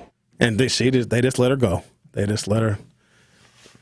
They got $11 million, and if they don't take the money and build the housing and the remanufactured housing, where are they going to put the junkies? Where are you going to put them, huh? Jimmy Carter, you Democrat. Jimmy Carter is a national treasure. They put some respect on his name. Let's talk to Lana Banana. You're on 101.7 The Truth. Hi. Hello, how y'all doing? I don't know anymore. I know. That's interesting that you said that White Widow said that black people were stupid when she was talking about the Democrats. And nobody said anything about it? Or every Caucasian Republican called black people stupid for voting for Democrats. Yeah, but did you just say that nobody even addressed that to her? Not that I heard. I also probably got frustrated and turned it off. Wow. But even black Republicans think that black people that vote for Democrats are stupid. Yeah, but I checked every butt, though. Don't disrespect my black people. But yeah, at any rate, what I was saying is the previous brother, that's right. The previous brother, that's a veteran that had called earlier. Yes. I want to thank him for his service, and I also want to thank him for teaching me something new today. I didn't know that they had veterans, people that go out and do outreach for veterans to help the homeless one. I didn't know that, so I want to thank him for that, too. And I, too, am a veteran, and I wish that they had a reintegration program before I got out. That would have helped a lot, I believe, and I think if they don't have it today, they need it. You know what I'm saying? Because the military is a totally different culture than civilian. And we have to learn how to reintegrate into society, the civilian world, so that we can be an asset, to society and be productive, citizens. And, many veterans are homeless also because they're used to being outside. When they fight in the war, they're outside. So they're outside and they still in that mentality that they're in a war. And being homeless on the streets is like you're in a war because you're fighting, to be safe for your life. Well, I think are we assuming that these are veterans that got PTSD because they saw like wartime and active duty of that? Because not all vets, as you know, see war action. Right. No, I was just talking, the case about the other veterans who are wartime veterans. But me, I have PTSD because of, I'm going to educate everyone on this. I don't mind talking about it. I have PTSD because of MST. You ever heard of MST? Mother, son, tires. No, I don't know what that is. I don't know what it is. What branch were you in, Lana? The Army. Oh, thank you for your service, Lana. When did you enlist? Oh, I'm going to tell my age then. Nobody cares how old you are. Be proud of you. I'm older than you. Well, okay. It is possible to be older than me, by the way. Good God. I enlisted in 1985. Hell yeah, you older than me. I was in the 5th grade. I know. I'm a cougar. No. I don't know that. No, I'm just joking. But yeah. What's MST? MST is a military sexual trauma. Oh, buddy. I'm sorry. Yeah, thank you. And it was 2 different occasions. And, they drill that in your head that if you have sex between, the same gender, even if it's non-consensual, they consider it a gay relationship, and you get kicked out, and they say you get no benefits. This was long before Don't Ask, Don't Tell. But I don't want to ouch your sexuality. Let me not even ask the question. Never mind. I'll tell you. Oh. You can ask me. I'll tell you. Do you like girls? No. Okay. But you were. I don't like men either. I'm asexual. I don't understand. Asexual is the opposite of being sexual. It's like I have no desire to have any sexual relations with male, female, and I'm cool with that. I'm satisfied. I'm happy. Like never? Never? No. Well, that's because of, those are one of the symptoms of the, MST. Oh my! You need to get that fixed. I never was like this, but it messed me up. Well, I'm sorry to hear that. I feel horrible. No, it's not your fault. I'm doing pretty good. I have a psychologist and a psychiatrist, and my mother helps me a lot, and. Then Black Talk Radio helps me a lot too. So I think everyone there too, and I appreciate you. So no, I'm good. Don't worry about me. I'm good. All right, Lana. Well, we're always going to be here for you. Yeah, thank you though, and I'm here for you guys too. All right. In racing, but I'm here for you too. Thank you, Lana Banana. All right, Lana. That was a lot. All right, let's. We're going to take a break, come back, and talk, I don't know, about what next. The homeless and the veterans and $11 million and Democrats and Jimmy Carter and being asexual. That's not fun. Like, I wonder. Okay. All right. The Truth with Sherwin Hughes will be right back. Don't touch that dial. The Truth with Sherwin Hughes will be right back on 1017 The Truth, The Truth app, and 1017thetruth.com.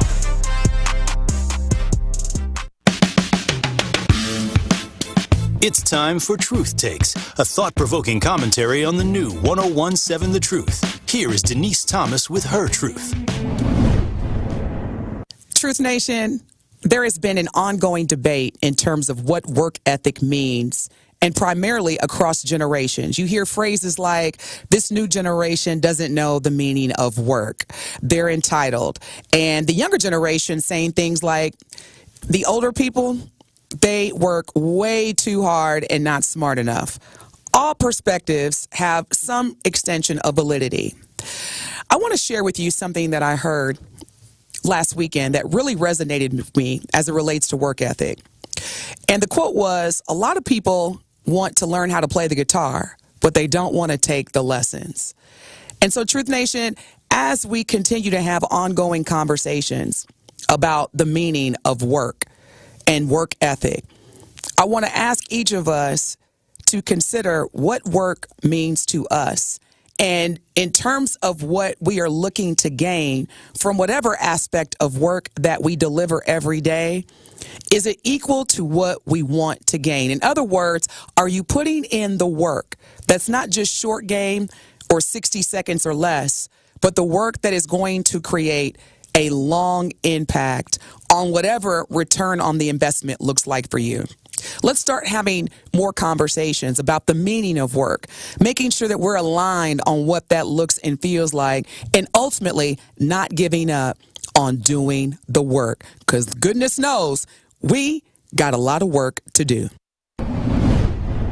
This has been Truth Takes on the new 1017 The Truth. Listen to The Truth Be Told with DT and Telly weekdays from 7 a.m. to 9 a.m. Victor deployed for the first time to Afghanistan in 2003. At 4 in the morning, my phone rang. They said, "I regret to inform you that your husband was wounded in action." Victor sustained a moderate traumatic brain injury. I was doing school full-time, and I was also then caring for Victor. One of the most important elements of caregiving is taking care of yourself. I just didn't want to forget that I also had goals and that I also had a life. What I did is I challenged Victor to meet me halfway. There are almost 6 million military and veteran caregivers across the nation. We have our own journey, and we can fulfill that journey at the same time that we are helping our loved one. Visit aarp.org/caregiving for a free military veterans guide to navigate your caregiving journey and better care for your loved one and yourself. Brought to you by AARP and the Ad Council. You are listening to The Truth with Sherwin Hughes on 1017 The Truth, The Truth app, and 1017thetruth.com.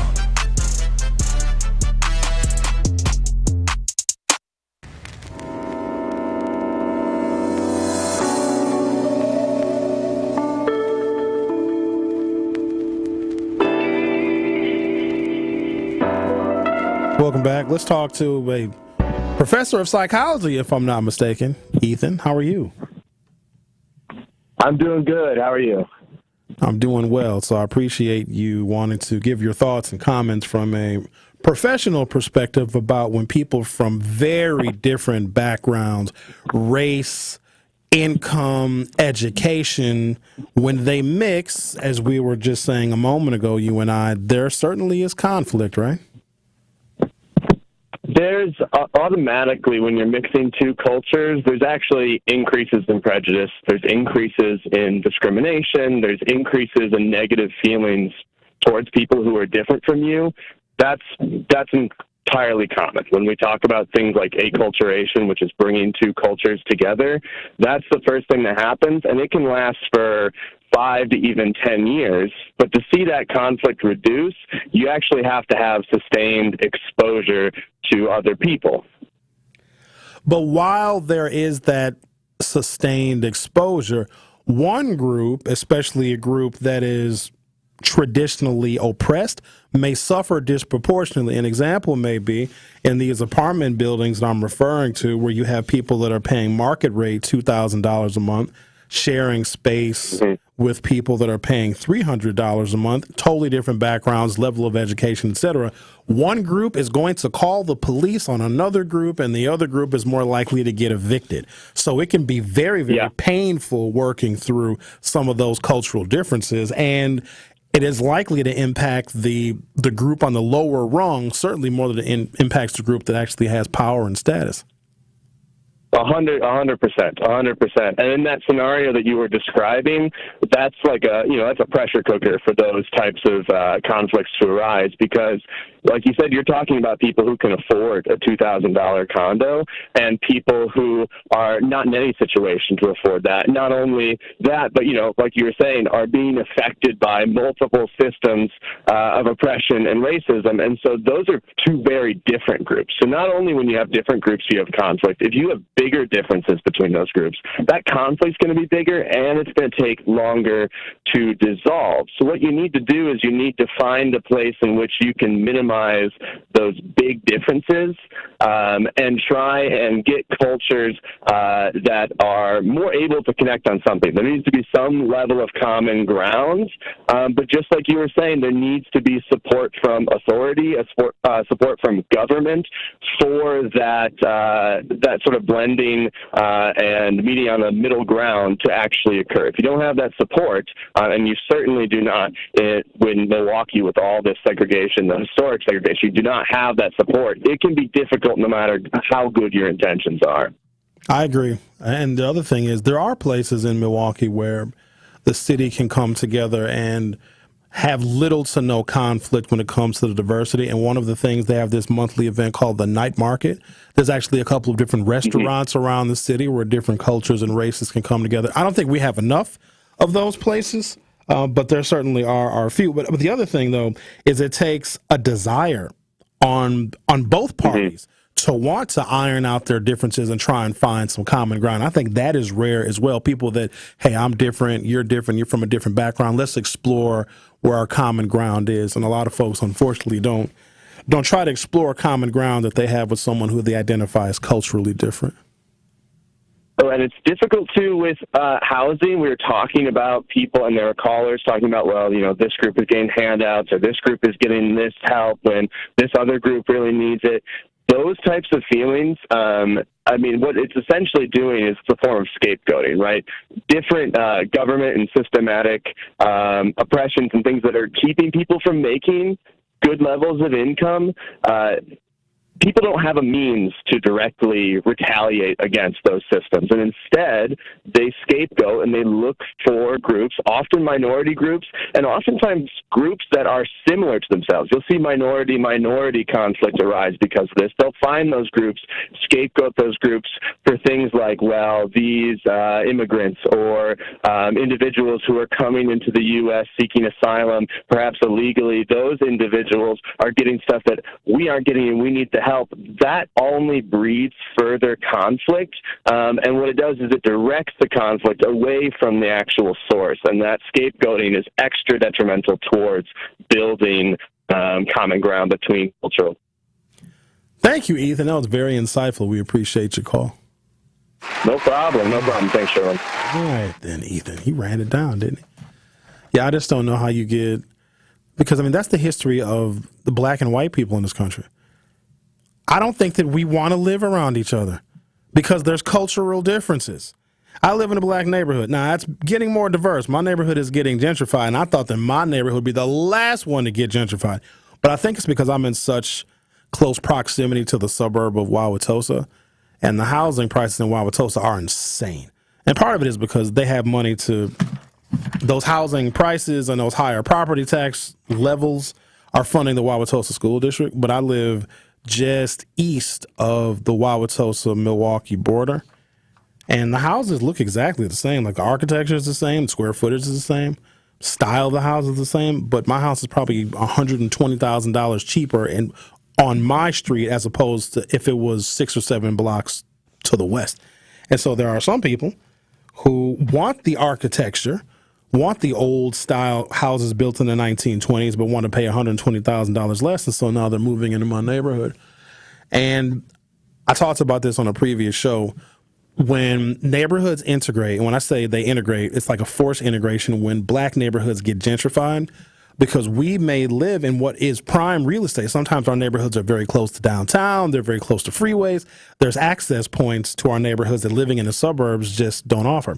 So you would think if a Caucasian family moves into a majority black neighborhood because they like the access and they like the style of the architecture, whatever the case may be, you would think that those white folks making this conscious decision to live in a black neighborhood would be nice, would be friendly, would be more accommodating. Opposite. They're more likely to call the police on black behavior in the neighborhood that they moved into. Imagine that.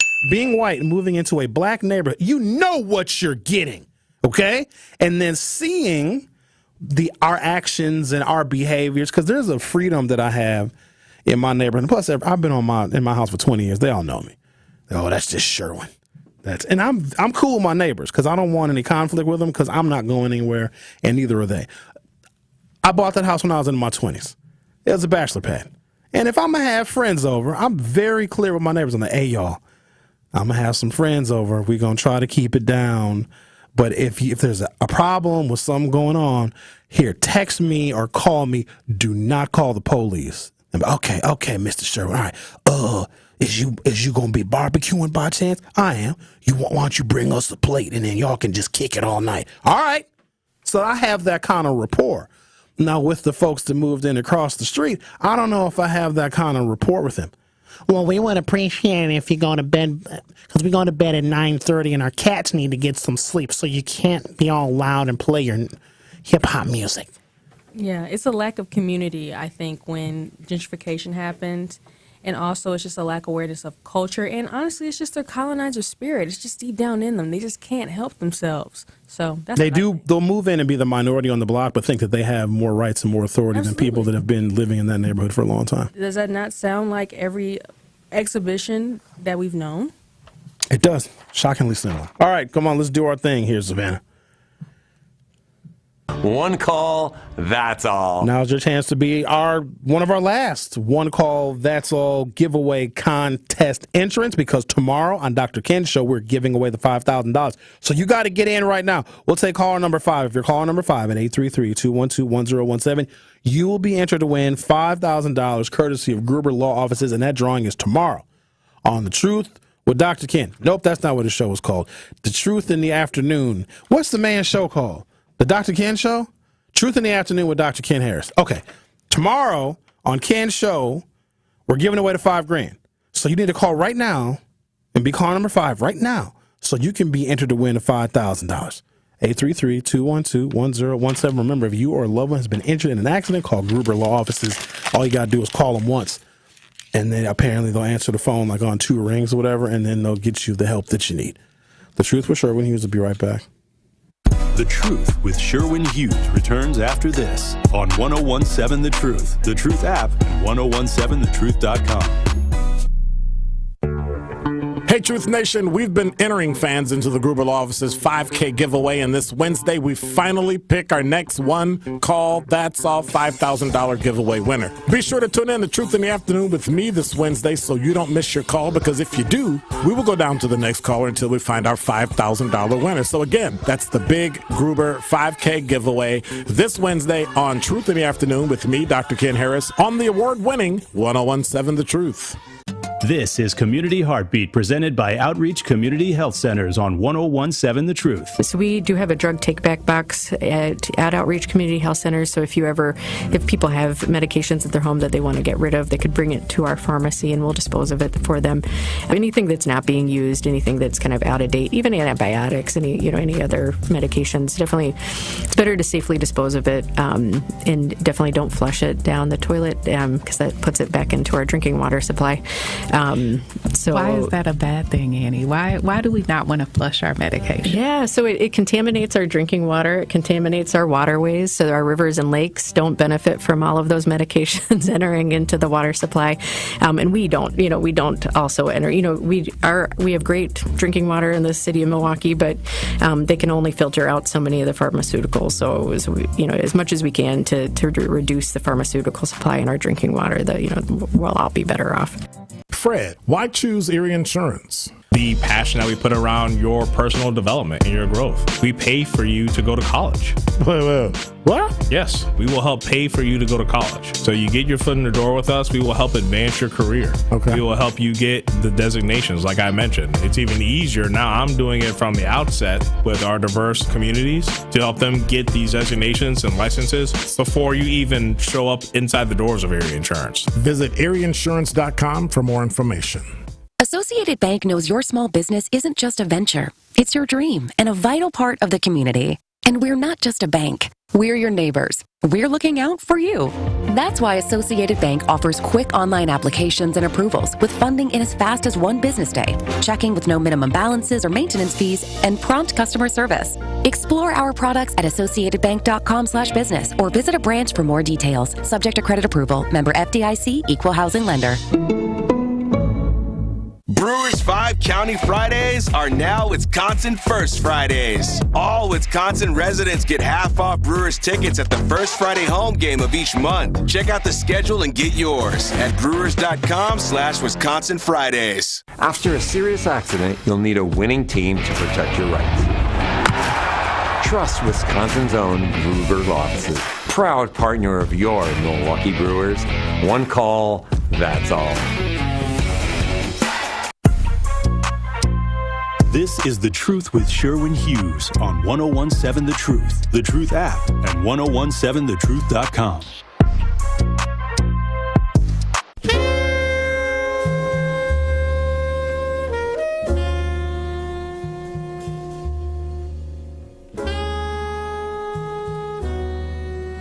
The 1017 The Truth Street Team, sponsored by UW Credit Union, is coming to an event near you.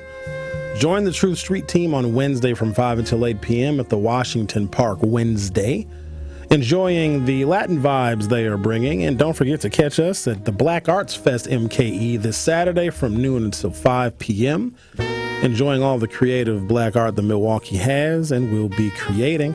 The 1017 The Truth Street Team is sponsored by the UW Credit Union, and they are here for every you. Milwaukee, tomorrow is the day. We have been entering our Truth fans into the Gruber Law Office's $5,000 giveaway for the last 3 months. And tomorrow we finally pick our next One Call That's All $5,000 winner.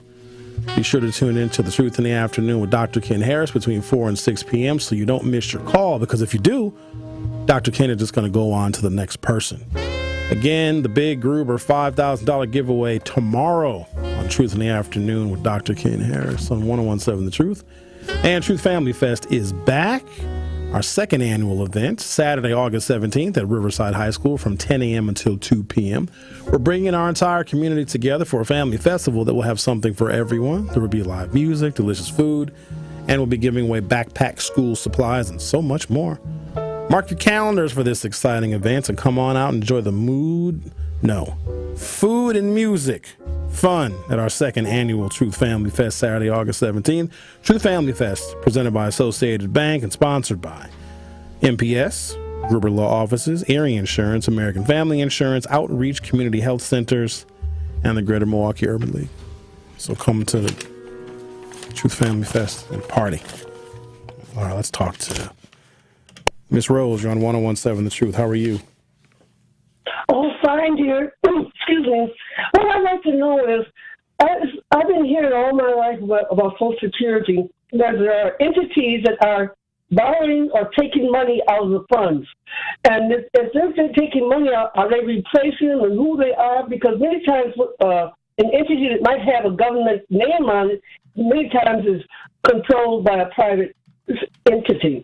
And I was wondering, do you have any idea what entity is removing monies out of the Social Security funds, and if they're replacing it, when, how, and if they're not, why not? Yeah, the federal government does borrow. They legally, Congress can borrow money from Social Security, but they have to pay it back with interest. So when they borrow money, they're putting more back in. But they're not just like spending it. And it hasn't been privatized. Republicans want to privatize it. Democrats want to leave it exactly how it is. But yes, Congress can borrow from it, but when they pay it back with interest. Do we have anything that shows where one can see how much and when? I am unaware, but maybe if you call your congressperson, your federal representative, they might be able to give you more information about it. I mean, I can try and look it up. Okay. Thank you. I forgot about the Congress. And that's the people we vote for. There you go. Okay, thanks, dear. Have a blessed day and enjoy it. All right. Goodbye, Miss Rose. She's in a good mood today. I know. That'll change. Well, I hung out with her for quite a while on Friday. Myself, Mr. Mahdi, and and Doc B. We hung out for a while. Just talking, chatting, catching up. Miss Rose is a fascinating woman. Did you see the picture of her from the 1950s? No. Oh, my God. She was so beautiful. Oh, my God. She was a dime piece. She was a singer in a group.